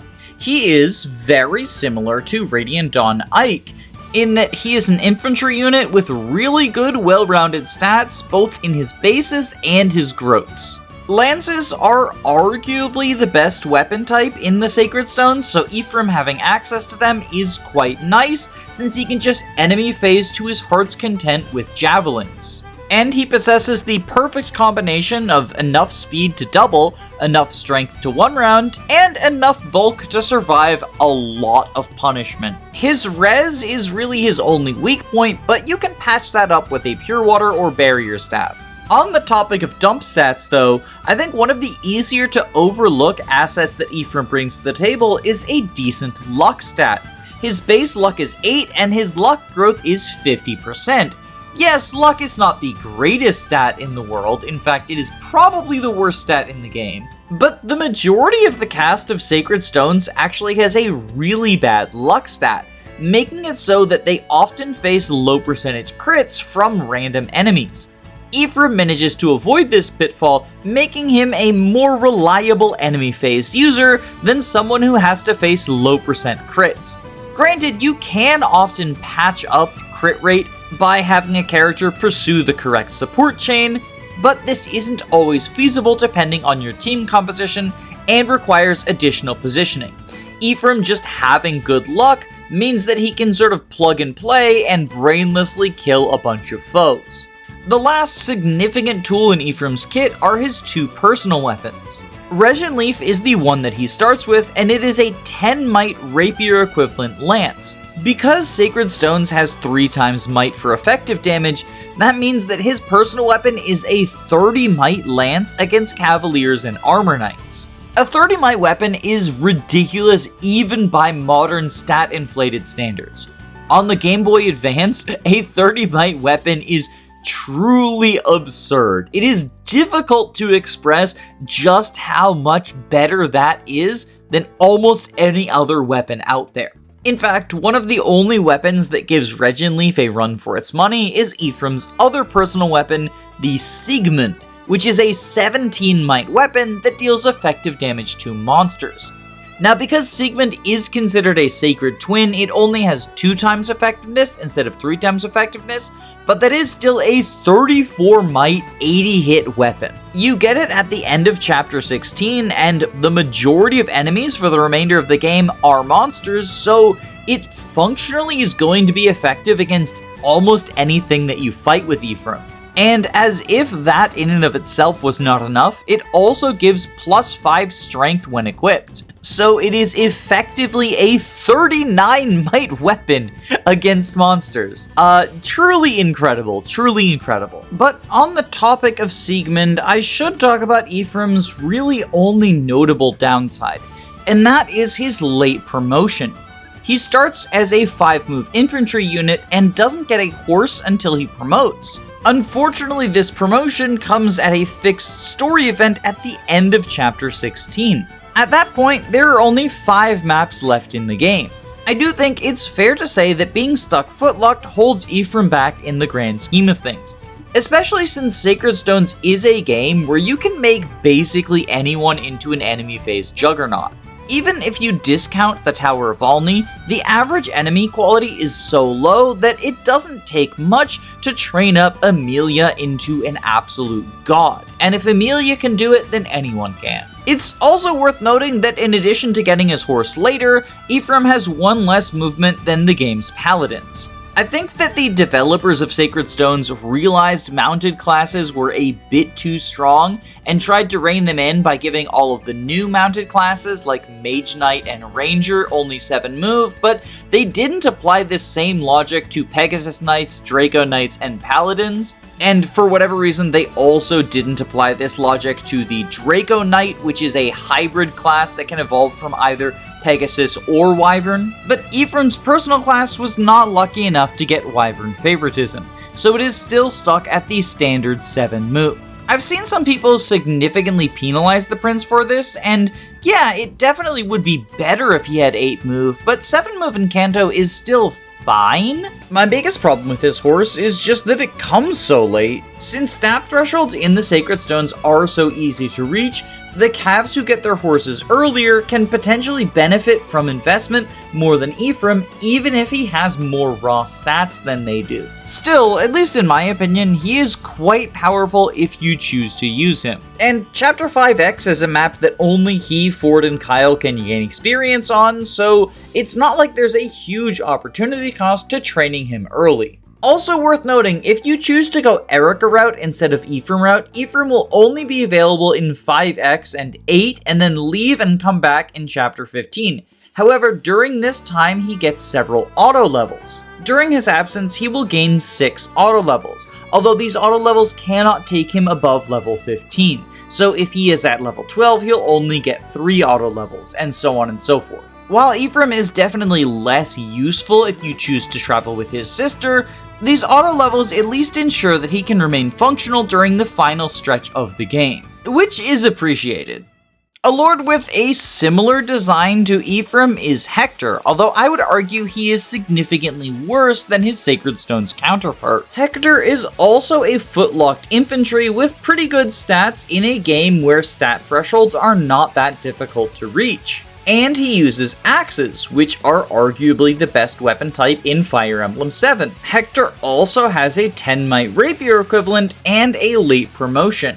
But if you look under the surface, basically all of these elements end up slightly worse than Ephraim's. Firstly, while FE7 enemies are notoriously weak, they are at least stronger than those in the Sacred Stones. Not only that, but Hector's stats are worse than Ephraim's. The most noticeable areas where he has detriments are his HP, luck, and speed stats. His speed is low enough that he'll often end up getting doubled, or at the very least failing to double. His HP is low enough that even with his fairly high defense, he can't tank too many enemies, and his luck is low enough that if you don't give him an Iron Ruin, he's frequently going to be facing crit rates, which is pretty unideal for an enemy phase unit. But I would argue that the most detrimental stat deficit Hector has is his skill. The combination of axes and a low skill stat, as well as a pretty mediocre skill growth, means that Hector is frequently going to be facing 70 and 80% hit rates. And that's while using the more accurate weapon triangle and weapon stats from Fire Emblem 7. It's no wonder that Hector died as soon as he came in Fire Emblem 6. The Wolfbale, Hector's rapier equivalent, is also worse than the Leif. Since the international version of FE7 only has 2x weapon effectiveness, it only becomes a 20 might weapon instead of a 30 might one. Don't get me wrong, this is still good to have, but there will be some paladins and generals where Hector fails to hit the one-rounding thresholds. Combine this with the fact that Hector's late promotion not only does not give him additional move, but gives him so much constitution that others struggle to carry him around. And you end up with one of the more mediocre lords in the series. I wouldn't describe him as outright bad, but I definitely wouldn't describe him as good either. I generally appreciate his bulk during the early game, but the combination of the late promotion and the somewhat mediocre stat lines, alongside FE7's plethora of incredibly powerful pre-promoted units, means that Hector often ends up functionally riding the bench. Despite being force deployed on every map, it's hard to find things for him to do. Still, it could be worse. There are two other lords in Fire Emblem 7, and both of them have a pretty strong argument for being the worst lord in the franchise. Don't worry, I will talk about them later in the video.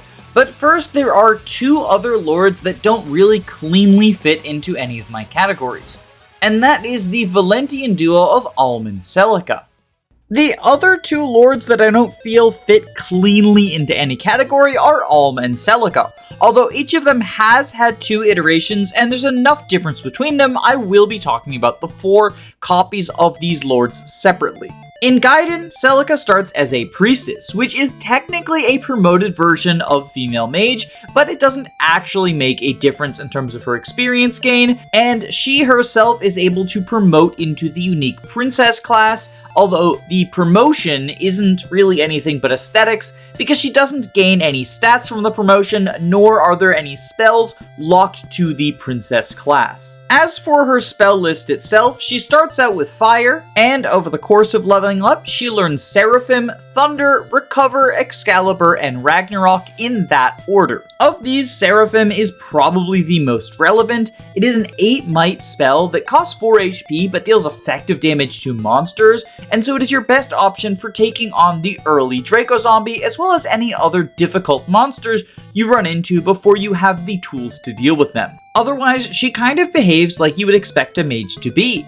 She trades bulk for the ability to attack enemies without counter and hit on resistance, therefore deal more damage. In Gaiden, spells work a little bit different than the rest of the series. Instead of being an item you have in your inventory, you spend some of your own HP in order to cast a spell. This does definitely make the bulk problems worse, but it allows Celica to fill her single inventory slot with one of the game's many powerful rings. Seriously, if you haven't seen what Gaiden's rings do, they are wacky.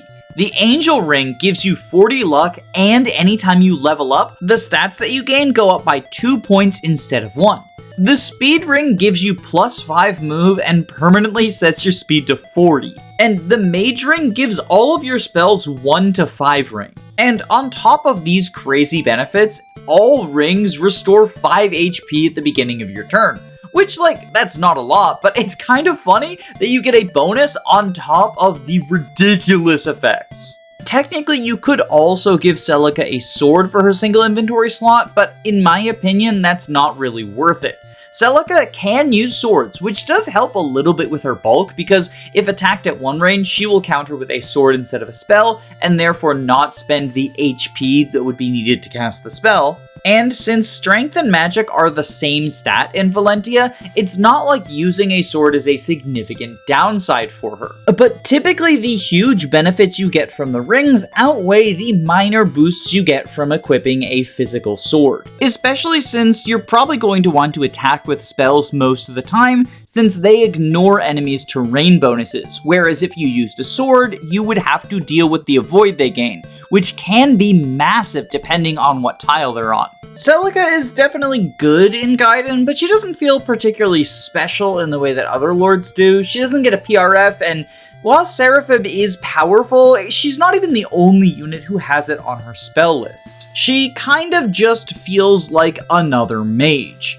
In contrast, the game's other lord, Alm, does definitely feel special. Alm's class name is a fighter, but it is not the axe fighters you might be used to. It is a unique sword class that only he has access to. He starts the game with very respectable base stats that can carry him through the majority of Act 1 and even part of Act 3. His growths are also fairly decent to allow him to continue pace with the rest of your army.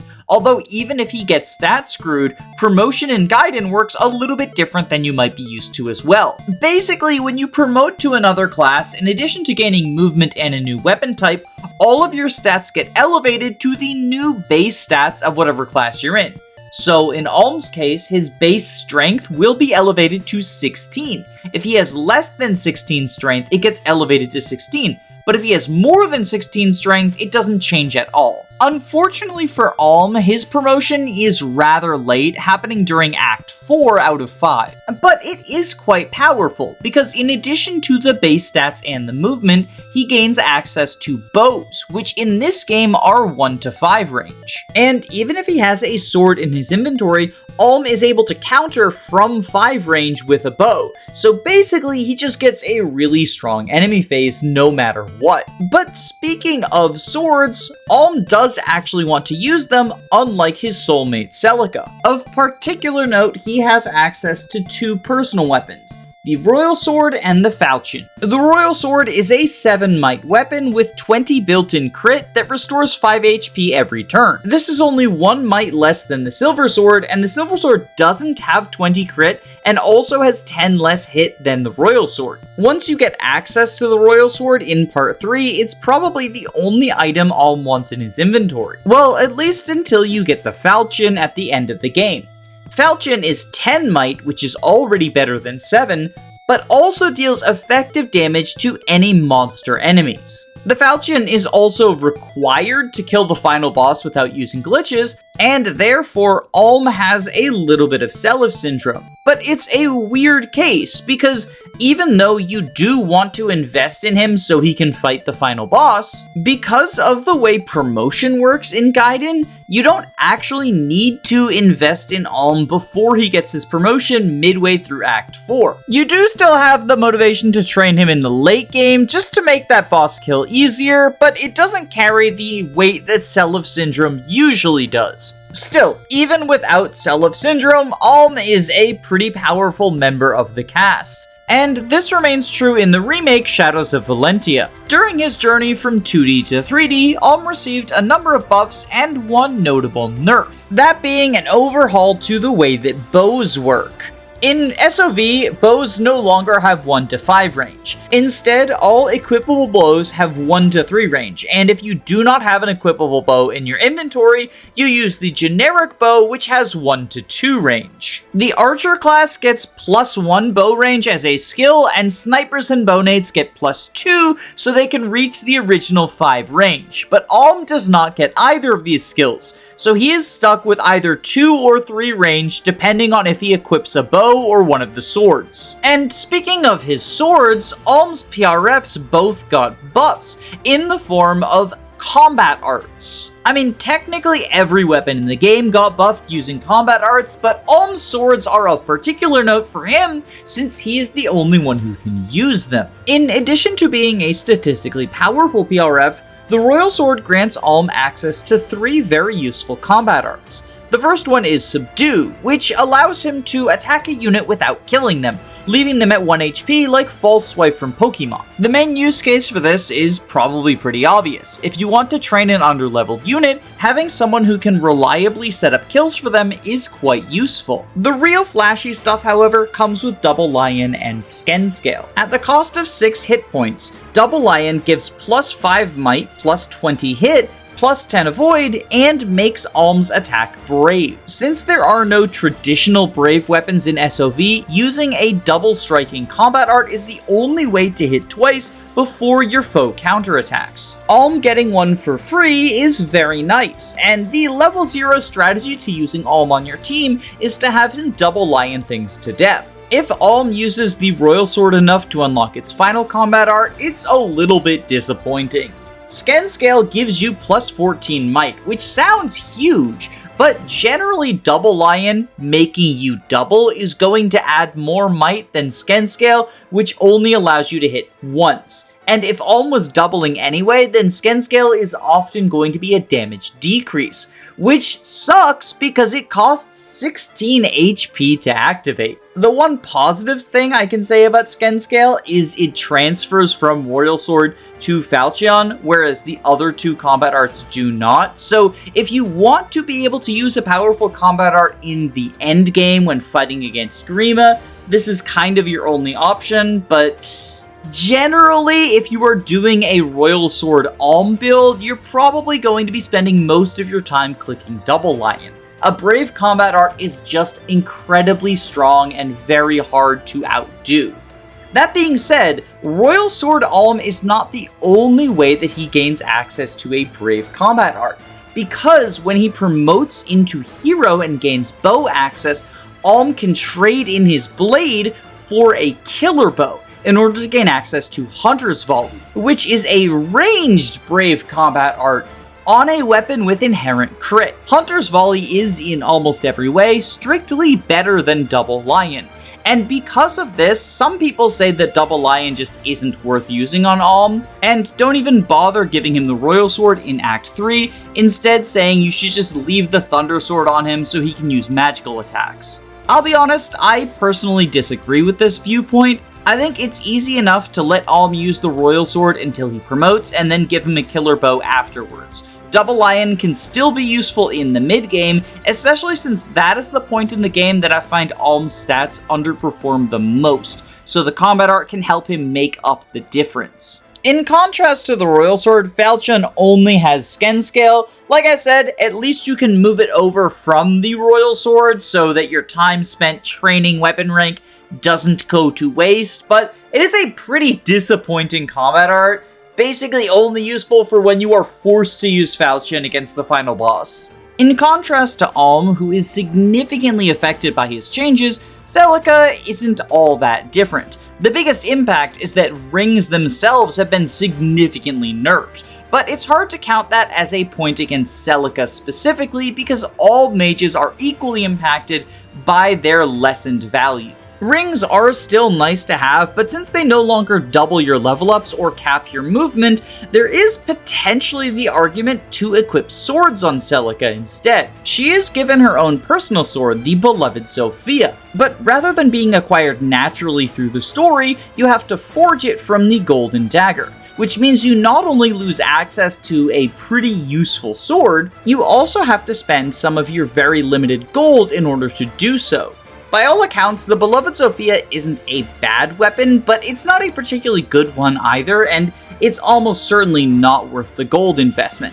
If you want to use beloved Sophia, you can. It gives Subdue, Swap, and Ragnarok Omega, which is a 24 might magical attack, but in my opinion, your gold coins are better spent elsewhere. Another potential sword for Celica is the Lady Blade. It has 6 might, 85 hit, and 5 crit, but if a female unit equips it, it becomes a 12 might weapon instead.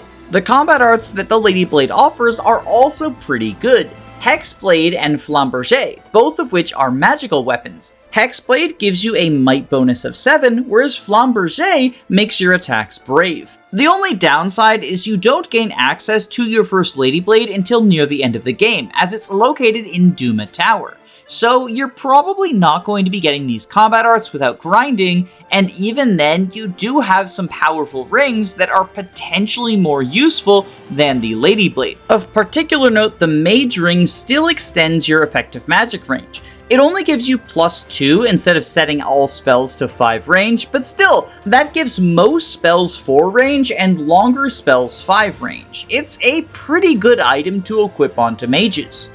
Other than that, the only noteworthy change to Celica is that her promoted class actually has class bases, so you might gain stats when promoting. Although given the way that SOV promotions work, it's not guaranteed. Overall, Celica doesn't feel all that different as a unit in the remake, it's just that mages themselves feel different, and she gets the splash damage from that.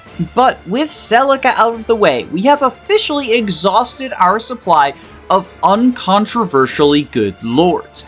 Everyone I'm going to talk about from here on out is either someone who I personally consider to be bad, or who I consider to be good but a large portion of the fan base considers to be bad. And if we're moving in order of descending quality, I think we should start with the latter group, because there are quite a few main characters who get routinely memed on who I personally do not believe deserve such an ill reputation. So it's up to me to strap on my White Knight outfit and defend these poor, bullied, and disenfranchised lords, nobles, and heads of armies. Wait, am I actually on the right side here?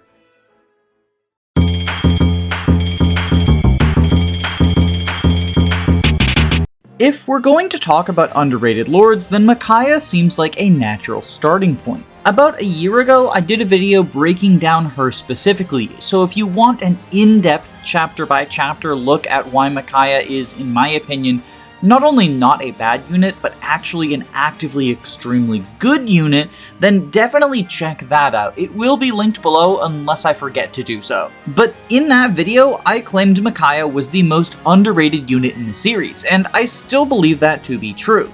Although I would like to think I've made some amount of difference in the opinion people have of her. Micciah's biggest weakness, and probably the reason so many people think she's bad, is her almost non-existent bulk. In fact, as early as Chapter 2, Micciah will start getting one-rounded by some enemies. Now, getting a point of HP or having enemies roll down on speed changes this, but she will inevitably be one-rounded by some percentage of people on Chapter 2. Which, that's really fucking early game. You do Prologue and Chapter 1 and then suddenly things one-round you. That's ridiculous. If you try to use Micciah in the way you would an FE 7, 8, or 9 unit and enemy face a bunch of dudes, she's gonna be really bad at it. But Radiant Dawn, especially the Dawn Brigade chapters, are not ones where you want to be enemy facing. Instead, most units would much rather tackle foes on their own terms, and here Micciah really excels. The combination of accuracy from light magic, hitting on resistance, and 1-2 range to avoid counters allows her to be your most reliable damage dealer outside of Soth, the game's Jagan. Moreover, once she gains access to her personal weapon, Thani, she can deal even more damage to Armor Knights and Cavaliers. This allows her to easily one-round all enemies of either type, which includes many of the game's early bosses. Armor Knights are particularly relevant because even Soth will struggle against these. And the Dawn Brigade's other mage, Ileana, lacks the accuracy that Micciah has access to. Sure, she might be able to chunk them for 2/3 of their health, but it's a 73% chance she might just miss. But everything I'm describing is just Micciah's early game. Even before Part 1 ends, the Dawn Brigade is handed multiple units that outclass Micciah from a pure combat perspective. The most notable of which is Zihark, since he is available every chapter after he joins, unlike other combat gods such as Toronio, Tormod, and Nyla. Additionally, especially as you get to the end of Part 1 or enter Part 3, Micciah's damage does not scale as well as enemies' bulk does. Even without significant investment, Micciah can do a good deal of damage to generals just because of Thani, and paladins she can chunk for significant chip, but against other enemy types her damage is definitely going to be suboptimal. However, at the end of Part 1, Micciah automatically promotes via a story event, giving her access to C stats, so she can slide into a utility role using Physic to keep the team healthy. And this is probably what she will remain doing for the entire rest of the campaign. She's a free deploy in every map that she's available due to the fact that she's a lord, so you might as well make use of her as a staffer. This is particularly noteworthy during the Part 3 Dawn Brigade chapters, since your only other staff unit is Lara, and the Dawn Brigade tends to be very underpowered in comparison to their foes, meaning they will need healing more often than the Grail Mercenaries would. Additionally, in the tower, Micciah's free deployment slot as a staffer is quite useful, because deployment slots in the tower are extremely competitive. Outside of the mandatory tower includes, you can only choose 10 units from your army. And given that you just got handed 5 Legoo's Royals, in addition to any projects you hyper-invested in throughout the lengthy campaign, it's pretty difficult to find room for a dedicated staff bot or two, especially when you consider that mages and Tellius are overall pretty subpar units. As a result, Micciah's free deploy as a staff bot becomes incredibly valuable. And outside of the pure utility role, Floor 1 of the tower features almost exclusively priests and armored enemies, meaning that on turns where you don't need a staff action from her, she can use Thani to nuke the generals back to Kingdom Come. Her combat isn't really that good on floors 2, 3, or 4 of the tower, but on the 5th floor against the final boss, there's a gimmick where you want some number of enemies who can hit on defense and some number of enemies who can hit on resistance. I'm not going to talk too much in detail about the final boss of Radiant Dawn because it is kind of a plot twist / spoiler, and I know not everyone has played the Tellius duology. But suffice to say, having some number of units capable of hitting on resistance is incredibly useful for dealing with the final boss. And on that topic, Micciah's fellow lord Sanaki is also a free deploy in the tower who can hit on resistance, although unfortunately she is not able to use staves, which limits her usefulness during floors 1 through 4. Still, the ability to hit on resistance, as well as the speed required to double, and enough bulk to not immediately fold to enemies, means that she can hold her own as a magical combat unit easier than Micciah can. Sanaki has her own personal weapon, the Cyberbeam, which is just a 13 might 95 hit fire tome. It doesn't have any special effects other than technically being effective against beast Legoos, but Sanaki will never fight any. But simply having a high might and high accuracy is good enough. Sanaki starts with S rank in Fire and A in Thunder, Wind, and Light, which is actually pretty unfortunate for her join time because you're about to start getting handed the S plus weapons. It is nice to be able to use the Arc class of tomes, but it still feels disappointing if you're handed legendary weapons at the same time you recruit a unit who cannot use them. I tend to be of the philosophy that units who join when you are given legendary weapons should probably be able to use at least one of them. While she would definitely prefer having staff access over light access, there is technically the upside of being able to pass around a Purge Tome between Sanaki and Micciah that they can both use once you give it infinite durability with the Blessings. That being said, Sanaki is definitely on the weaker end of lords in the series, and really her only upsides are the free deploy in the tower and the ability to hit on resistance for the bottom floor and top floor. If you've trained a lot of mages, she'll probably be disappointing, but if you've bypassed on training mages, which you probably should because most of the mages suck, then Sanaki will at least be able to provide magical chip. Not exactly something I would call good, but not exactly something I would call bad either.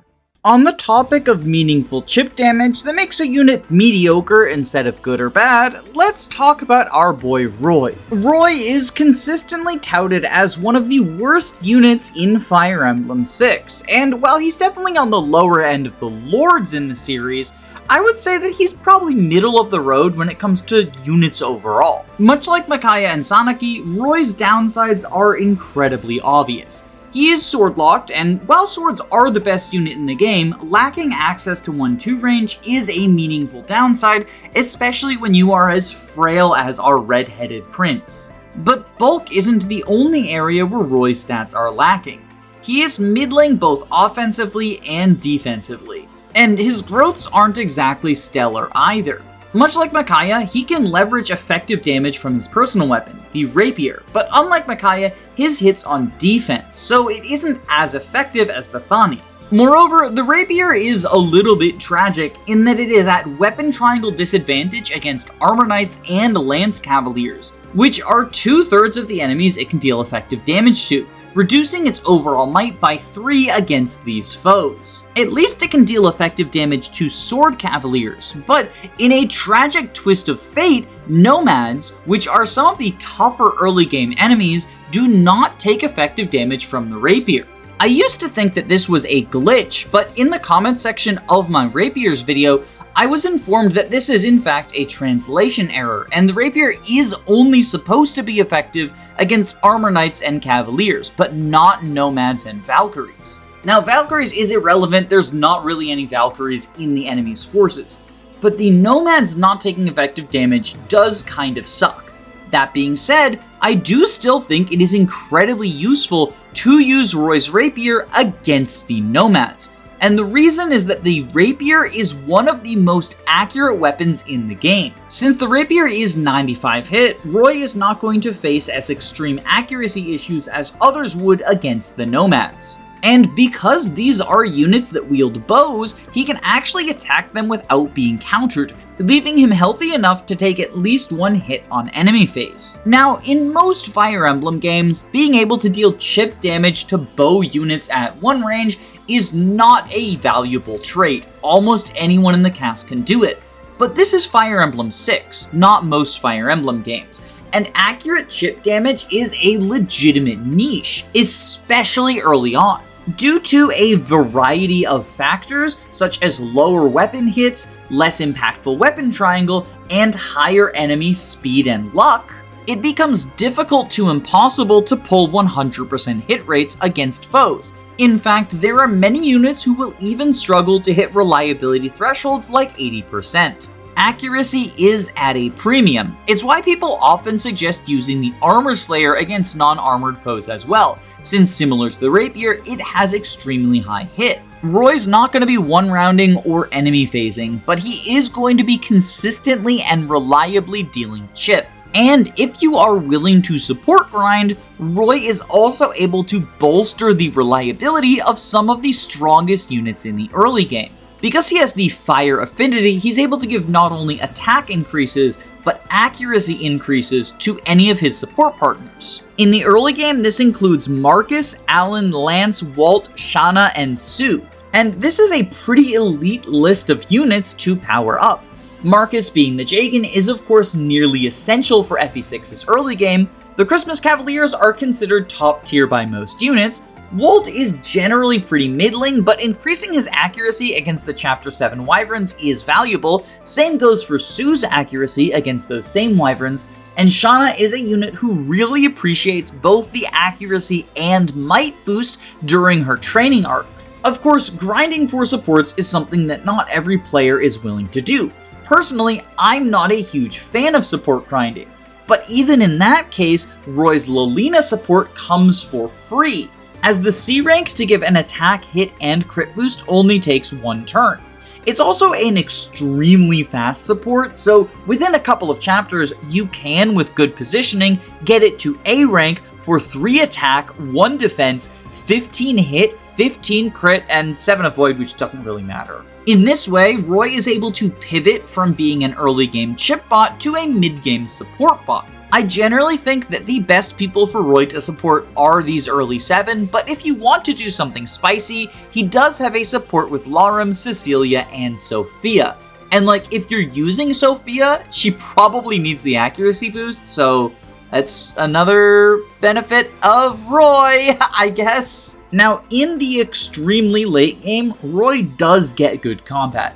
He promotes, which doesn't really do much for him, but is also granted the Binding Blade, which is a 20 durability legendary weapon that can deal effective damage to dragons. Since every enemy on the final map is a Manakete and he one-rounds all of them with the Binding Blade, including the final boss of the game, he does end up giving a good final impression. But if we're being honest, the work he does with the Binding Blade could be done with almost any other unit in the cast using their own legendary weapons. The power spike from the Binding Blade is fun, but it's really just that. However, because of this late game power spike, I have seen quite a few people say that Roy's promotion should be earlier as it would help him out, and I personally disagree with that.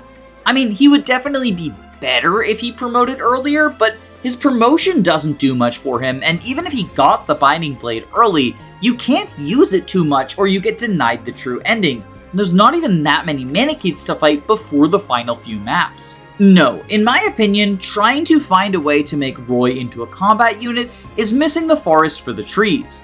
Roy's strengths lie in the beginning of the game with reliable, accurate chip, and the extremely valuable and flexible support he offers if you are willing to grind for it. His mid-game chip is still appreciated, but it is far less relevant once you get the rest of your units online, and gaining a few stats from promotion wouldn't really change anything on that front. Honestly, from a design perspective, Roy does feel like a less refined version of what they did with Micciah. She is also valuable for her combat in the early game, and then she slides into a support role in the late game. It's just that Roy's support role is less overt than Micciah's, and his early game combat is less powerful than hers. And weirdly, that's also a comparison that I could make between Roy and the final underdog we'll be talking about, Leif. In Thracia 776, Leif, similarly to Roy, is an understated sword infantry unit. Much like in FE6, swords are the best weapon type in FE5.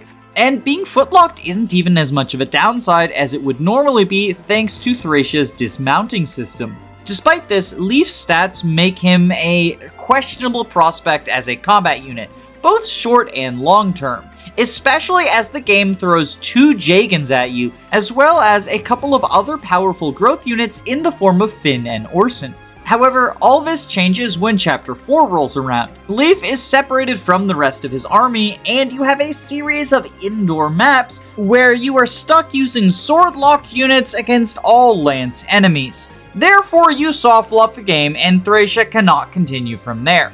But in the theoretical world where you are able to overcome the extremely harsh 5-hit penalty from weapon triangle disadvantage, Leif would actually be incredibly useful, as he has access to the Light Brand, which is a 1-2 range magical sword only he can wield. Magic is generally much stronger than physical weapons in Thracia, and your only other realistic options for hitting on resistance are Flamesword Fergus after grinding his sword rank up, and Asbel the Mage, who is generally considered to be one of the best units in the game due to his early availability as a magical unit. While Leif is not going to be as good at combat as either of them, he is still capable of doing significant chip and possibly securing some kills depending on the unit he faces. It is also worth noting that Leif has the Adept skill, which is an attack speed % chance to strike an additional time, and rolls on every attack that he takes.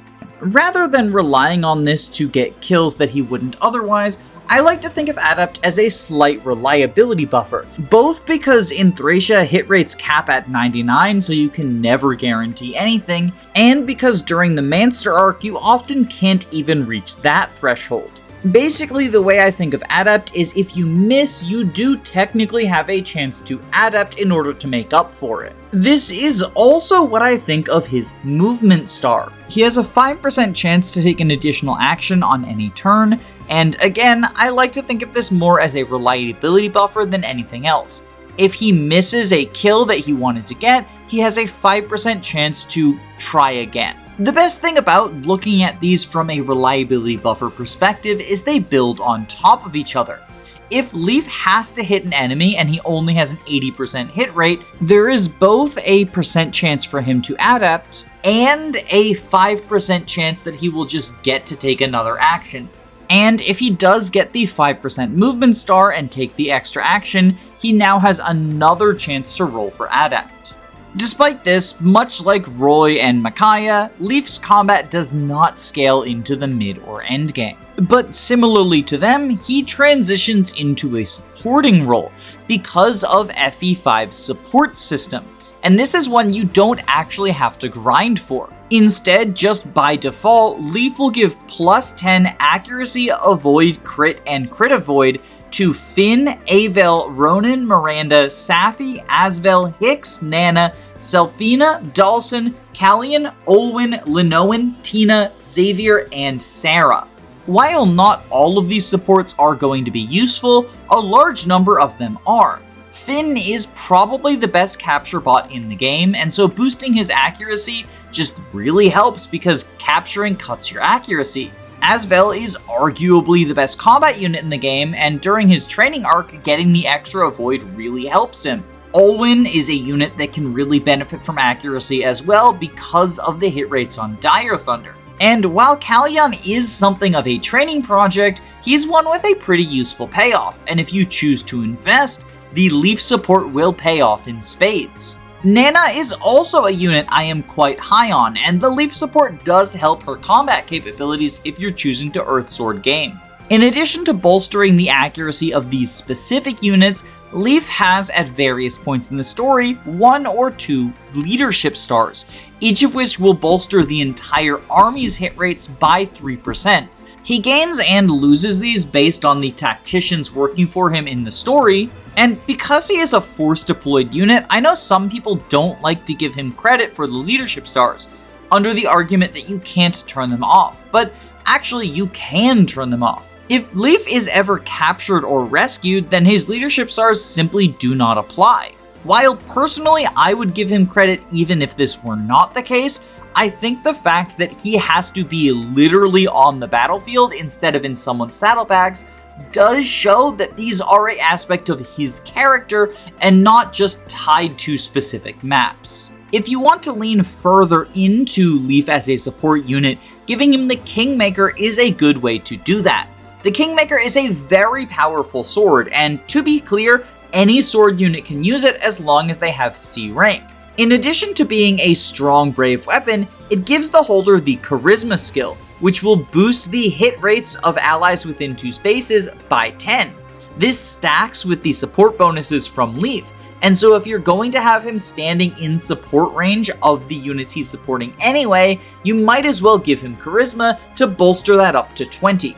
Again, the Kingmaker isn't something only Leif can use, but he does make particularly good use of it, so I do like to mention that when talking about him. There is one other fairly special sword relevant to the Leif conversation, and that is the Bragi Blade. This is a weapon that can only be wielded by 4 characters: Leif, Fergus, Nana, and Dermot. Its primary function is for fighting Loptis, since he has a sword that will halve the attack power of anyone fighting him, but the Bragi Blade negates this. It is cool that Leif can use it, but Fergus is a better combat unit than him, so it isn't really necessary for Leif to use it, and even beyond that, Galsis with Luna is actually surprisingly reliable at killing Raedric, even through the Loptis sword.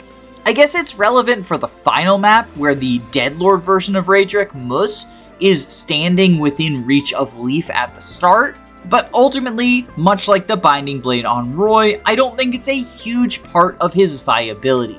Leif's combat potential is mostly early game stuff. In the mid game, I much prefer him in a supportive role.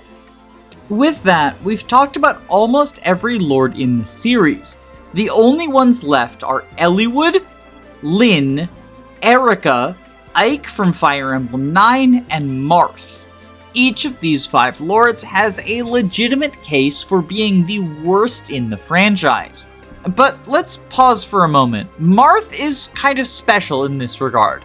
Not only because the thing that got me started down this rabbit hole was a comment about FE11 Marth not being the worst lord in the series, but also because Marth is possibly the best lord in the series. You see, Marth has appeared in 5 different campaigns: FE1, FE3 Book 1, FE3 Book 2, FE11, and FE12, and he's actually undergone some major overhauls and mechanical changes between these different games. And these aren't minor differences either.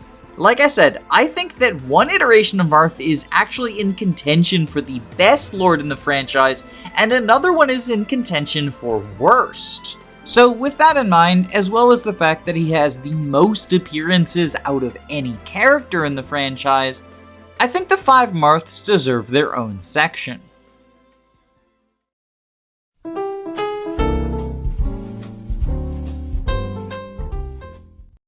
Marth's career started out incredibly strong, with him generally being considered one of the best, if not just the best, unit in his premier game, Fire Emblem 1. Technically, its full name is Fire Emblem Shadow Dragon and the Blade of Light, but I'm just gonna call it FE1 from now on. I agree with the assessment that Marth is one of the best, and possibly even just the best unit in his game.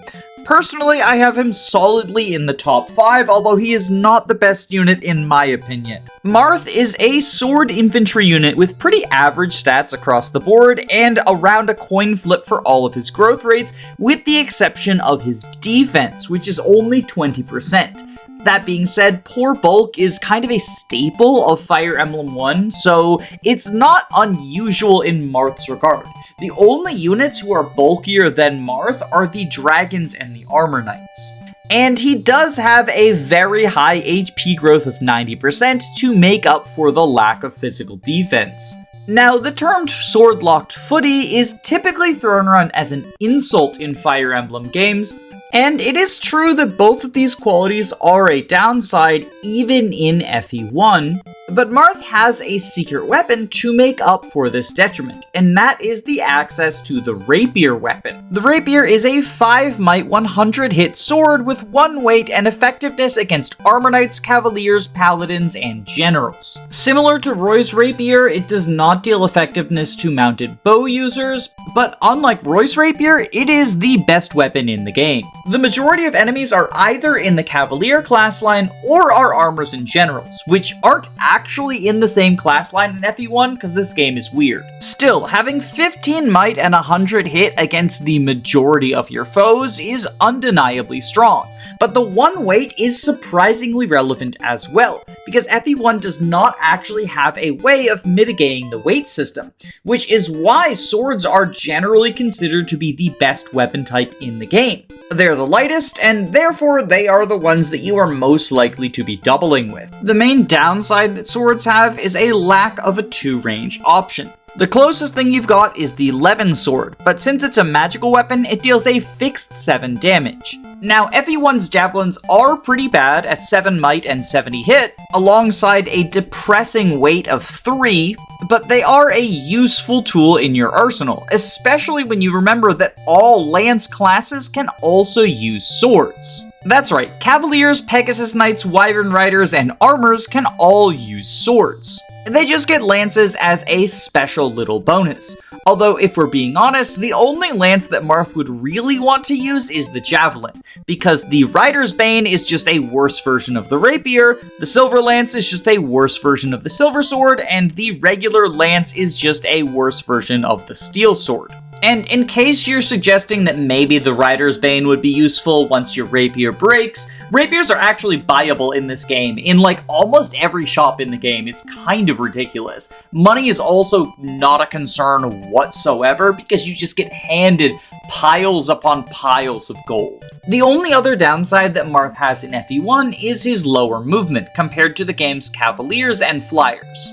You can, of course, fix this by giving him the game's boots, because they give him +4 to his movement. A lot of people assume that Marth just gets the boots by default, and while I do think he's one of the best users of them, there is also potentially an argument for giving said boots to Minerva, since as a Dragon Rider, she is one of the few bulky units in the cast, and she comes with the added benefit of flight. It should also be noted that FE1 Marth has a little bit of Seliph syndrome, tied into his other 2 personal weapons, the Mercurius and the Falchion. The Mercurius is an 18 might 100 hit 1 weight sword, so statistically better than even the rapier when dealing effective damage.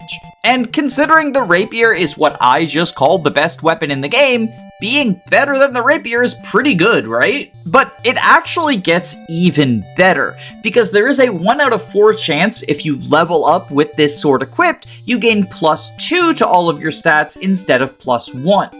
This doesn't actually increase your growth rates, but instead makes it so that if you roll a strength growth rate, for example, you gain +2 strength, similar to the rings from Gaiden that I discussed earlier. The falchion, on the other hand, isn't a very strong weapon on its own, being only a 10 might 100 hit sword, but it deals effective damage to Medius specifically, therefore is the easiest way to kill him in the game. It does also prevent all damage Marth would take from archers and mages, which is somewhat relevant on the final 2 maps, but I do think people blow this out of proportion. Still, because a trained Marth is good at killing the final boss, and Marth has good enough growth rates to justify training him outside of this, there really isn't an argument that he's anything other than top tier. I may have spent most of this section being a little bit negative towards our boy, but that's because I frequently hear people tout sword's best weapon in the game, therefore Marth has no downsides, which isn't really true when it comes to FE1. If you want a game that applies to, look no further than FE3 Book 1. Because the only 2 downsides Marth had in the previous installment, that being lack of lance access and lack of amount, are no longer relevant whatsoever. Firstly, class weapons have been changed up dramatically. No longer does every lance class have sword access. In fact, none of them do. Each class can only use one weapon type. So, Pegasus Knights, Wyvern Knights, Cavaliers, and Armor Knights are all stuck on lance duty, and worse off for it. But even if they could use swords, Marth wouldn't want to use lances anymore. The only one he was really lacking in FE1 was the Javelin, but the Javelin has been heavily nerfed going into FE3. Now it's 20 weight, so you can never double with it. And you will almost always be doubled by all foes if you equip one.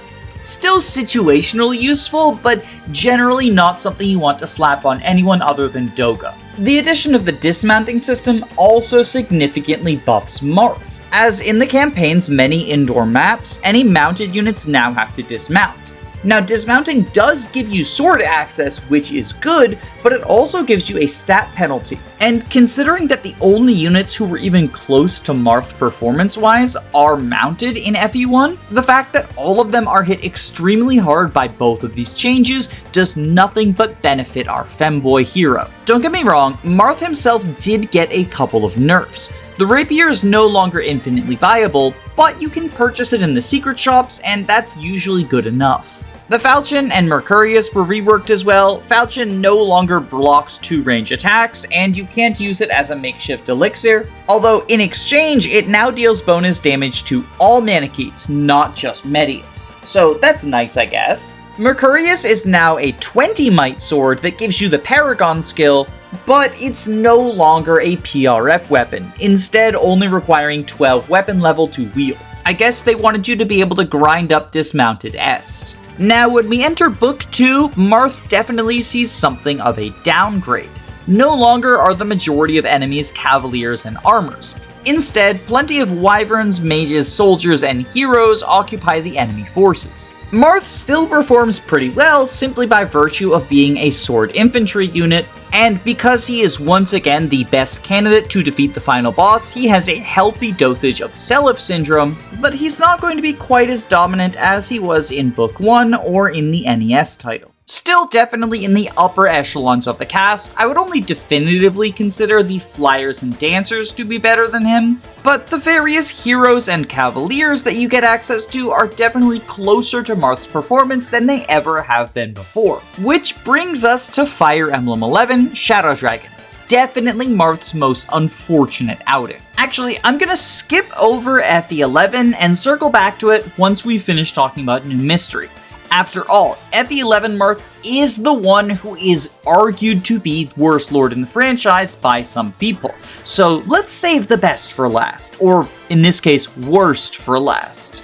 New Mystery is a retelling of FE3 Book 2, although with a heightened difficulty. However, it's also the game that I have the least experience in. I've only beaten it 4 times and never on the highest difficulty. So rather than spout my own half-formed opinions, I decided to ask some FE12 experts in my community.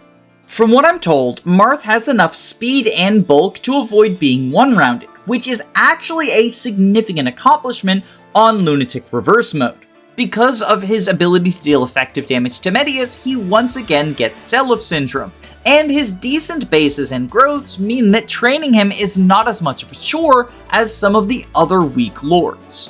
While it does definitely suck being sword-locked, being able to deal effective damage to sword paladins with the rapier, or to any of the Manicheets with the Wormslayer is a genuinely useful attribute. One thing that was brought up as well was the ability to use the Training Grounds, an FE12 exclusive feature. Training Grounds are basically an arena you can access from the Preps menu, but instead of wagering gold, you pay it. It's always gone, so the only benefit is experience gain. However, before entering the Training Grounds, you can see who your opponent is going to be, and since Marth has access to the rapier, he can choose specifically to fight the Cavalier class lines. So if you're willing to spend a little bit of gold, he's able to keep up with the level curve much more easily than other units would. Like I said, New Mystery is not a game I have too much experience in, but it's clear to me that at the very least, this is not the worst iteration of Marth, and therefore cannot possibly be the worst lord in the franchise. But I told you we would circle back to FE11, so let's talk about the actual worst version of Marth.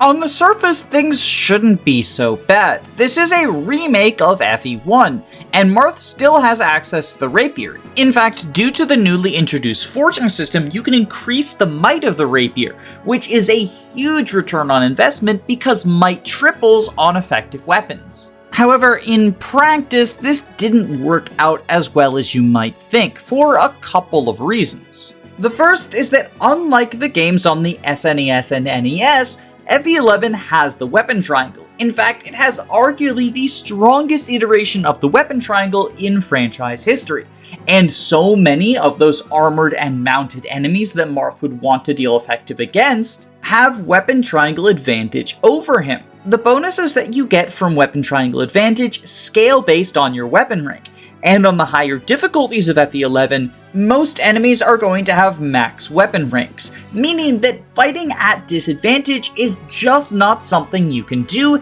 even if you're dealing effective damage. And unfortunately for Marth, just like most of the enemies are cavaliers and armors that he can deal effective damage to, they're also mostly lance units. While theoretically this does equally hurt all sword users, Marth is hit doubly hard because he is the only sword user who cannot reclass. At least people like Ogma and Nabarl can swap out of their base classes in order to use axes for weapon triangle advantage or lances for neutrality. And speaking of axes and lances, if you want effective damage against the mounts and armors of this game, just use a hammer or a horseslayer. You can forge them just as much as you can the rapier.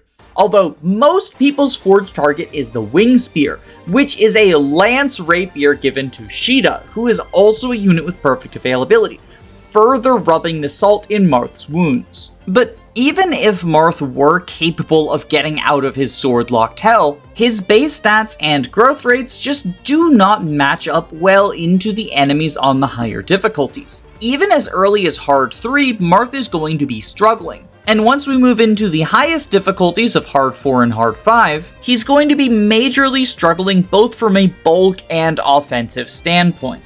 From that perspective, it's pretty easy to see why Marth as the worst lord in the franchise is a common take. However, there is one aspect of Marth's kit that I haven't touched on yet. It's actually present in all of his appearances, but this is the first time that it really feels relevant to him as a unit, and that is his status as a pseudo-thief. At the end of Chapter 6, or Chapter 5 in FE3 Book 1, Marth is given the Fire Emblem. Hey, that's the name of the show. This is permanently tied to his inventory and means that he has one less slot than other units, but in exchange, he can open all chests in the game for free. He can't open doors, so you still need a thief or a door key for that, but all of the treasure on the map you can get with Marth without committing a deployment slot to Julian or Ricardo, the game's thieves. This is definitely a positive attribute, but not as much of one as Marth's defenders make it out to be. Deployment slots in the Arcanea games are actually pretty plentiful, especially in comparison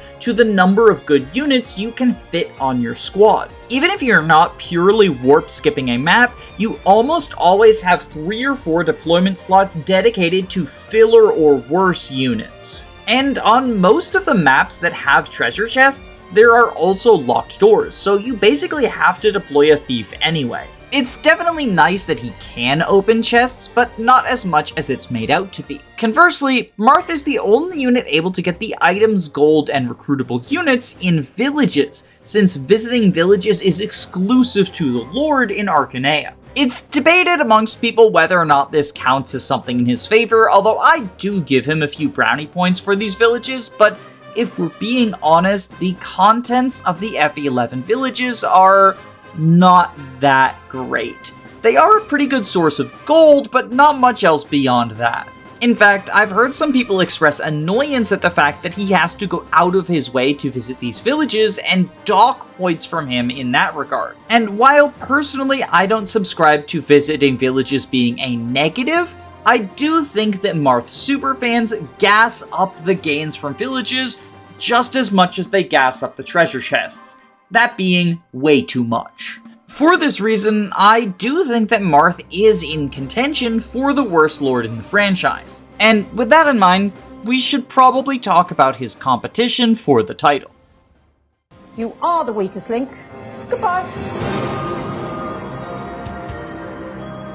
In addition to Shadow Dragon Marth, the 4 units I think are in contention for Worst Lord are Eirika from Fire Emblem 8, Ike from Fire Emblem 9, and both Lyn and Eliwood from the Blazing Blade. I'll start with Ike because that's probably the one that will get the most pushback, but I do truly believe he is a bottom tier unit. While most entries in the franchise have more to unit evaluation than simply looking at their class, Path of Radiance kind of doesn't.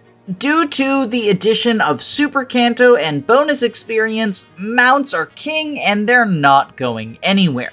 Moreover, forging allows you to make incredibly strong 1-2 range weapons for anyone that can use either lances or axes.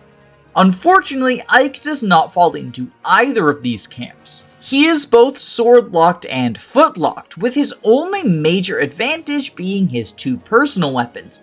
The Regal Sword, which he gets at the beginning of the game, and the Ragnail, which he gets at the very end.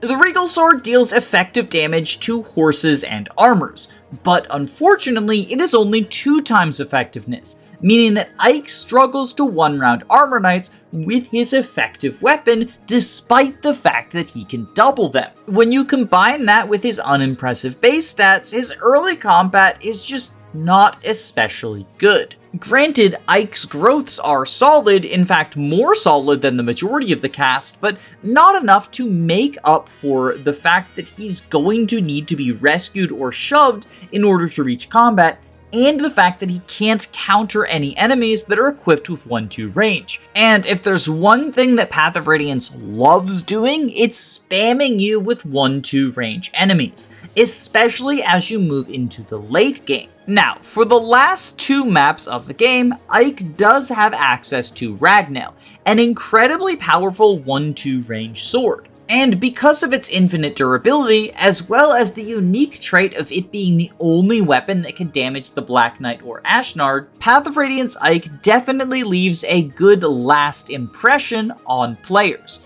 But I would argue that despite these 2 chapters of dominance, Ike is basically just dead weight for the rest of the game. And while you might think that his ability to fight the final boss gives him Seliph syndrome similar to Alm and Marth, unfortunately this is another area where Path of Radiance's bonus experience system bites Ike in the rear. Rather than being incentivized to train Ike throughout the entire campaign, it is instead optimal to dump bonus experience into him twice throughout your story. Once in Chapter 17 in order to reach level 20 before promotion, and once right before he has to fight the Black Knight.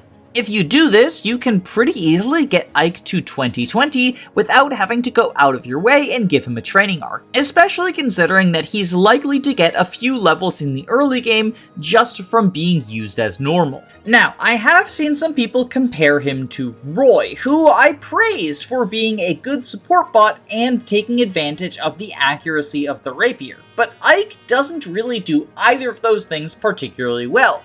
Sure, the Regal Sword is accurate, but so are most weapons in FE9. FE9 is the game that has the least hit issues in the series aside from maybe 12. And as I mentioned, 2 times effectiveness just isn't really impressive. I honestly hope that they never go back to this mechanic because it's really sad. As for supports, well, supports in Path of Radiance are pretty bad. They build incredibly slowly, and the benefits they give are marginal at best. Unlike in the Game Boy Advance games, the supports that you gain are based on the number of chapters deployed together, so you can't even support grind as you could with Roy in order to bolster his support capabilities. While Ike does theoretically have the most possible support chains, only 4 of them are even with units who join in the early game, that being his Titania, Oscar, Soren, and Leif supports. And even if you're not using those 4 and therefore are okay with waiting until the late game for supports, Rayson, Ranulf, and Elincia are not exactly optimal partners, so Ike is definitely better focusing on these early units. The earliest that Ike is capable of getting a C support is with Oscar in Chapter 8. In Chapter 9, he can get a C support with Soren and Titania, and in Chapter 14, he can get a C support with Leif. By Chapter 14, Leif is already starting to fall behind your army, and +5 to her hit and avoid is not going to do much to change that. So for the rest of this section, I'm just going to focus on Soren, Oscar, and Titania. Soren is probably Ike's best support partner, since they're both an infantry movement anyway, and Soren wants the avoid gained from the Dark Earth support. However, his support is incredibly slow.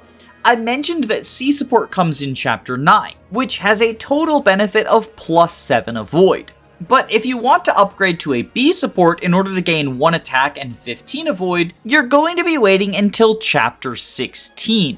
And the maximum support benefits don't come online until Chapter 23. And bear in mind that the A support only gives 22 avoid and 1 attack. Titania, despite being a very good unit, benefits from Ike support even less, both because it builds slower than Soren's somehow, and because it gives even more negligible benefits. The maximum you get at A rank is 15 avoid, 7 hit, and 1 defense. Truly unremarkable.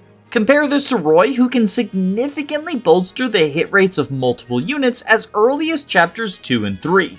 But of course, the support that people cope on the hardest is the Oscar support, since both Oscar and Ike have Earth affinity, and therefore you get double the avoid bonuses. Meaning +10 avoid at C rank, +20 at B rank, and a grand total of 30 avoid at A. I will be honest, I am incredibly unimpressed at this. There aren't really any other sources of avoid stacking in Path of Radiance, so you really can't use dodge tanking as a reliable strategy. Sure, the extra avoid in conjunction with Oscar's already reasonable bulk is definitely beneficial, and if you combine that with the chance to proc Soul, Oscar becomes much tankier than he was before. And Oscar Ike is basically the only support in the game that builds quickly, reaching its maximum benefit of A tier by Chapter 14. But giving a little bit of extra avoid to a Cavalier is not the same thing as fixing the hit rates and power of a game where hit rates are the most common complaint. And that's before factoring in the other issue. If Ike wants to provide support bonuses to Oscar, he's going to have to be within 3 tiles of him. And if Ike is within 3 tiles of Oscar, then he's also probably within range of several of the enemies that you would like Oscar to fight on enemy phase. Since Ike undeniably has worse bulk than Oscar and also doesn't have the ability to counter any 1-2 range enemies, he will almost certainly be attacked by some of the enemies that Oscar was going to kill, and then those enemies don't die. While this argument can theoretically be made for Roy in the Binding Blade, and I did still gas up Roy's supports in that game, I find support positioning to be a much bigger issue in Path of Radiance for two reasons.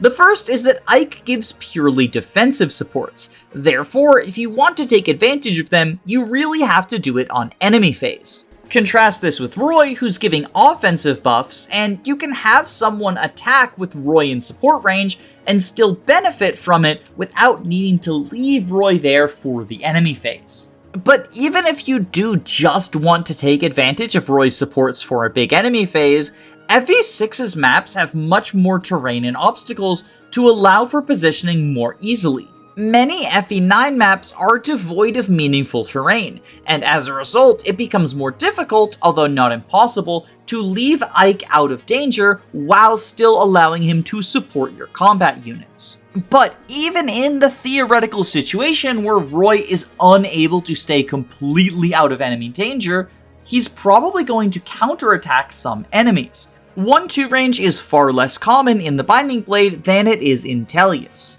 So yeah, I really don't value Ike's ability to give the Earth support to his various teammates. I actually think people significantly overvalue supports in general in Tellius, and specifically the Earth support. I often hear it touted as being the best affinity, but I think it is one of the weaker ones. Giving 5 avoid per rank is just not a meaningful buff. At least with the Heaven affinity, you get 5 hit, and you can potentially bolster your way all the way up to 100. Of course, if you are concerned about reliability, you could also just bolster hit rate with a Forge and get the same effect, but at least it's something. And Earth support gives you less benefit than standing in a bush, and that's truly sad. Moving steadily backward through the series, next we have Eirika from Fire Emblem 8, and she has many of the same problems as Ike does. She's sword-locked in a very lance-heavy game, and her base stats are not particularly good.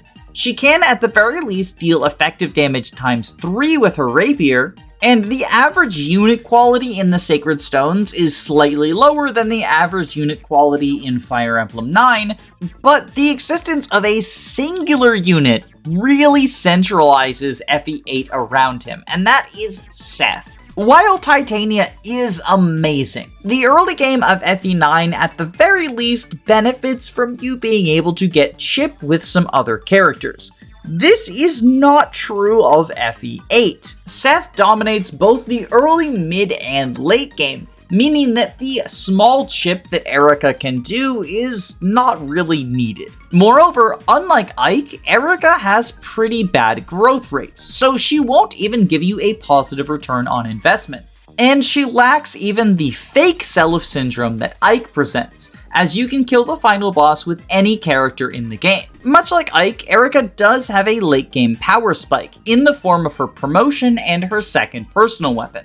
As a Great Lord, Eirika gains 2 movement and a horse, giving her Canto. Yes, this is 1 less than Paladins, but it's on par with Mage Knights and Rangers, so I generally think it's fine. However, she doesn't get another weapon type, and her stat gains are, well, they're fine. They're not bad, but they're not good either. If you're playing Eirika route, she's force deployed, so you might as well make use of her as a rescue dropper, but if you're playing Ephraim route, she's probably not doing anything for you, and as a result, will almost certainly stay benched. She does also gain the Sigurd, which is her second personal weapon, a 16 might 90 hit sword that gives +5 to her strength when equipped, and deals effective damage against monsters. And at the time you get it, the majority of enemies left in the game are monsters. But unlike the rapier, the Sigurd plays by FE7 rules, and only deals 2 times effective damage, meaning that it will only have 32 might against monsters. But if it is 32 might, using the word only probably isn't appropriate. Even with Eirika's paltry strength, she will be doing significant chunks and potentially one-shotting monsters with the Sigurd. Sure, this is impressive, but at this point in the game, you have plenty of holy weapon wielders. You can one-shot monsters with just about anyone you've trained up. Heck, there are many units who can do it without using the S-rank weapons. Her one saving grace is that she can support both Ephraim and Seth, who are very good units, but also the support bonuses she offers are not great. Being from the light affinity, she gives a little bit of everything, but not a lot of anything. And the fact that Ephraim and Seth are dominant enough without support bonuses. The reason that I like Roy's support so much is he bolsters hit in a game where even the best units will struggle with accuracy. Eirika gives 1 point of might to Seth, who is overkilling by 23 damage regularly. And that brings us to, in my opinion, the weakest game in the series. And it's home to two of the weakest lords in the series, Lyn and Smellywood. Kratos MVM did an entire video about Eliwood from the Blazing Blade, so check that out if you haven't seen it already, but in short, his problems are kind of a conglomeration of what Ike and Marth have going on. Much like Marth, Eliwood is going to be quite understated throughout most stages of the game. But much like Ike, he has to use the 2 times effectiveness formula, meaning that his rapier is pretty worthless. Unlike his son, he can't even claim the rapier's accuracy as a benefit because this accuracy is pretty similar to iron weapons in FE7. He does at least have the benefit of being able to support Marcus, and unlike Ike, he can actually grind supports fairly quickly. But Marcus, much like Seth, is a unit who's dominant enough without the supports that this doesn't really come up as a significant buff. The only real positive I can list for Eliwood is his ability to do some accurate chip damage in the early game, which, is appreciated. It's not like FE8 where you just Seth solo, but at the same time, the early game of FE7 isn't as hard as something like the Binding Blade, Radiant Dawn, or even the Manster arc of Thracia. Like many of the characters we've talked about today, Eliwood's promotion comes fairly late into the game. He uses the unique Heaven Seal item, the first of which is available at the end of Chapter 26, well after most of your squad has started to promote, and also at the point you've recruited most of the pre-promotes in the game. He does technically gain a horse out of it, but this is a 7-move horse. And while that's the sort of thing I'm willing to let slide for Ephraim and Eirika because it is fairly standard for their game, Eliwood is the only promoted mounted unit to be stuck at 7 move. In fact, a comparison that I always make is that he has 7 move, swords, and lances, and a horse. That is a cavalier. That's the tier 1 class cavalier. Eliwood is a trainee unit disguising himself as a lord, which I guess would explain the fact that he's not force deployed when you play Hector mode. Well, he is force deployed in a couple of maps, but honestly, I feel like trading him just for that handful of maps really is more trouble than it's worth. Although, on the topic of training Smellywood, I should talk about the most bizarre instance of Seliph syndrome. That being the 3 FE7 lords and their interactions with Geats versus Wallace. Basically, there are 2 versions of Chapter 24 Four-Fanged Offense, each with their own recruitable unit. You get Geats, the better unit, if your Hector, Eliwood, and Lyn are a combined total of level 50 or higher. However, if they are level 49 or lower, you get the worst unit, Wallace. While this could be seen as Seliph syndrome, to me it feels like more of a stretch than even FE9 Ike. At least training Ike saves you some BXP. Training Eliwood and Lyn gets you a better unit in a game where you don't have that many deployment slots to begin with. Whoop-de-doo. Geats isn't like bad or anything, he's just not so good that it's worth dealing with some of the scrubbiest units in the game. And a combined total level of 50 is quite absurd. Bear in mind that FE7 is a game with extremely slow EXP gain due to the low level of enemy units. If all 3 of your lords are level 15, you are still 5 levels short from reaching these requirements. Maybe if the level requirement were lower, like a combined total of 30, I could see the justification, but I just don't think it's worth dragging around Eliwood and Lyn, as well as pumping experience into someone as mediocre as Hector, just to get a warrior instead of a general. Speaking of the fact that you would have to drag Lyn around as well, a natural comparison point for Eliwood is Lyn, because they are both bad sword-locked lords who suffer due to the 2x effectiveness implemented in the international versions of Fire Emblem 7. If you're planning on training one of them long-term, then Smellywood is probably the better candidate, simply because he gets horses and lances on promotion, whereas Lyn only gets bows. In the short term, Lyn is arguably better because at least the Manikati has 8 might, which is doubled to 16 or 14 at weapon triangle disadvantage. This in comparison to Eliwood's rapier having only 5, which is doubled to 10 or 8 at weapon triangle disadvantage. 8 damage is a truly pathetic number for your supposed armor-slaying weapon. So at the very least, a 14 might PLRef is something lets her stand out, and it has 20% crit, which is nice. If you have Lyn attack a Cavalier or Armor Knight with the Manikati, she's going to be doing big damage. Well, if she hits at least, because unfortunately the Manikati does have kind of shaky hit rates. At 80%, we're not talking FE6 territory, but we are talking less reliable than you would like on a unit as frail as the Lady of the Plains. That being said, if anyone can make the Manikati's hit rate work, it's Lyn. She has a base skill of 10 and a 60% growth rate, which is pretty overkill for most units. And on the topic of overkill stats, Lyn at least has one thing over Eliwood. While both of them have bad stat spreads, Eliwood is just underwhelming in all areas. Lyn is instead pretty min-maxed, with a huge emphasis on her speed and skill. Skill is typically something of a dump stat in Fire Emblem 7, and speed thresholds are generally easy for all units to reach, meaning that Lyn's speed ends up being way more than necessary. But there are a few use cases for her overkill speed. The most notable one is in Cog of Destiny, where there are a lot of very scary, very dodgy, and very fast Valkyries. While a trained Eliwood is just an unpromoted Cavalier, a trained Lyn is a bad unit who comes in handy in a few niche situations. While personally I think an unpromoted Cavalier is better than what Lyn's got to offer, you could make the argument the other way around. Lyn does also get all of Lyn mode for her training arc if you choose to play that campaign, which means she doesn't have to steal experience from other units who want to reach promotion as fast as possible as well. Although, I don't know why I'm prolonging the discussion of these two.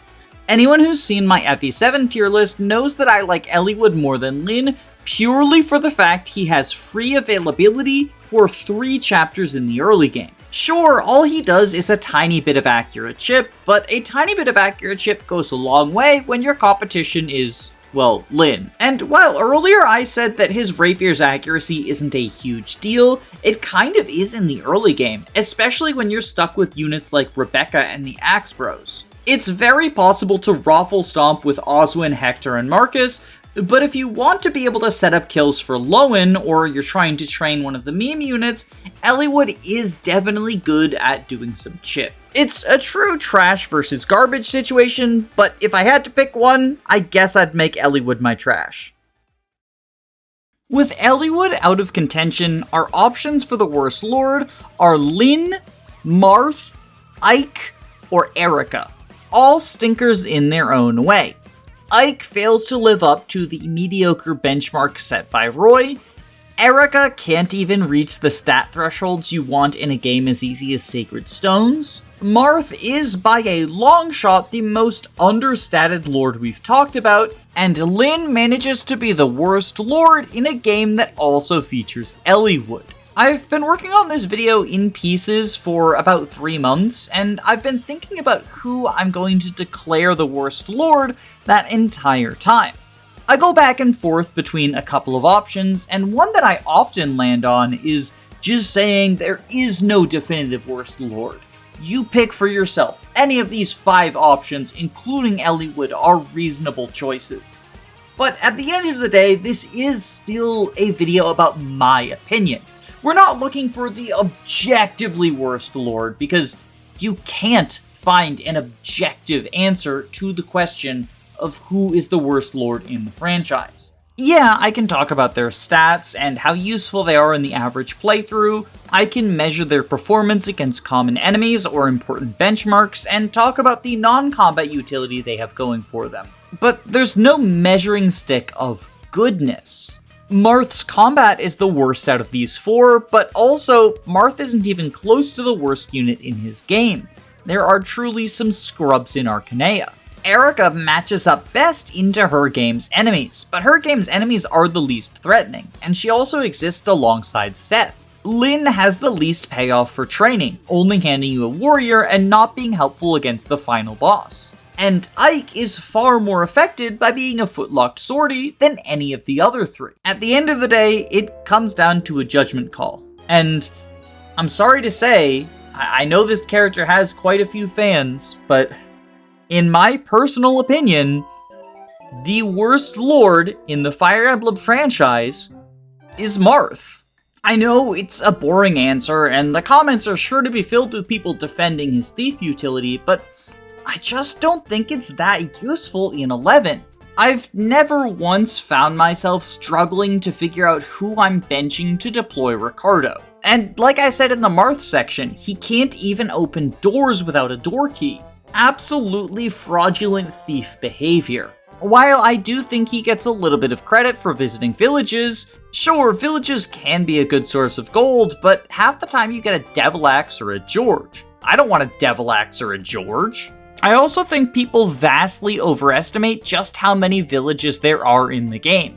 After Chapter 12, there are only 2 villages remaining. Hamarn on the Camus map, and the village where you trade in the Light Sphere and Star Sphere in order to make the Starlight Tome. Honestly, the only valuable village I can think of is the Chapter 2 one that gives you gold. But gold is so plentiful in this game that it's like, okay, who cares?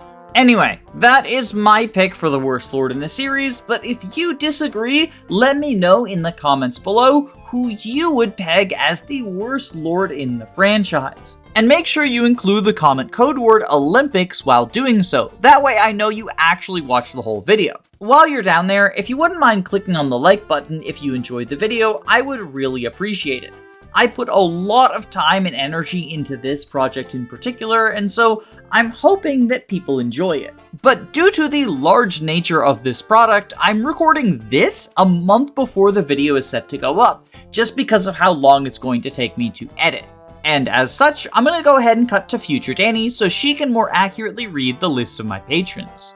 Huge thank yous to every single one of my patrons, including Michael Kraus, Marin McLean, Len, Calamity Callie, Gameboo, Adele, Carosa, Thaythom, Fyrant, Andu, Smazruby, Reflect, YLO1, Jamie Collins, Mean Jojo, Thick Molder, Arvis, Tailored Muffin, George Grenville the 7th PM, Floahay, Gabe the Green, Controlled Aegis, Roman Cormancic, Nick Knack Hammersmack, SUP, Caius Cole, Bell Wenska, Psych, Ginger, Root Beer Pants, Queen Eliza, Aerith Emblem, and especially my Jagans, Lilzabeth, Autumn Kelsey, and Julia Kyoto. Seriously, I would not have had the motivation to work on a project of this scale if I didn't know that y'all appreciated my work enough to support it like this. I also want to once again thank the members of my Discord server for talking about FE12 with me, as well as each individual person who gave me footage to play in the background of this video. So, thank you to 5 Points, Casual Jacob, Eat Your Greens, Mithril Zenith, Julia Kyoto, Kratos MVN, and AKA Fish.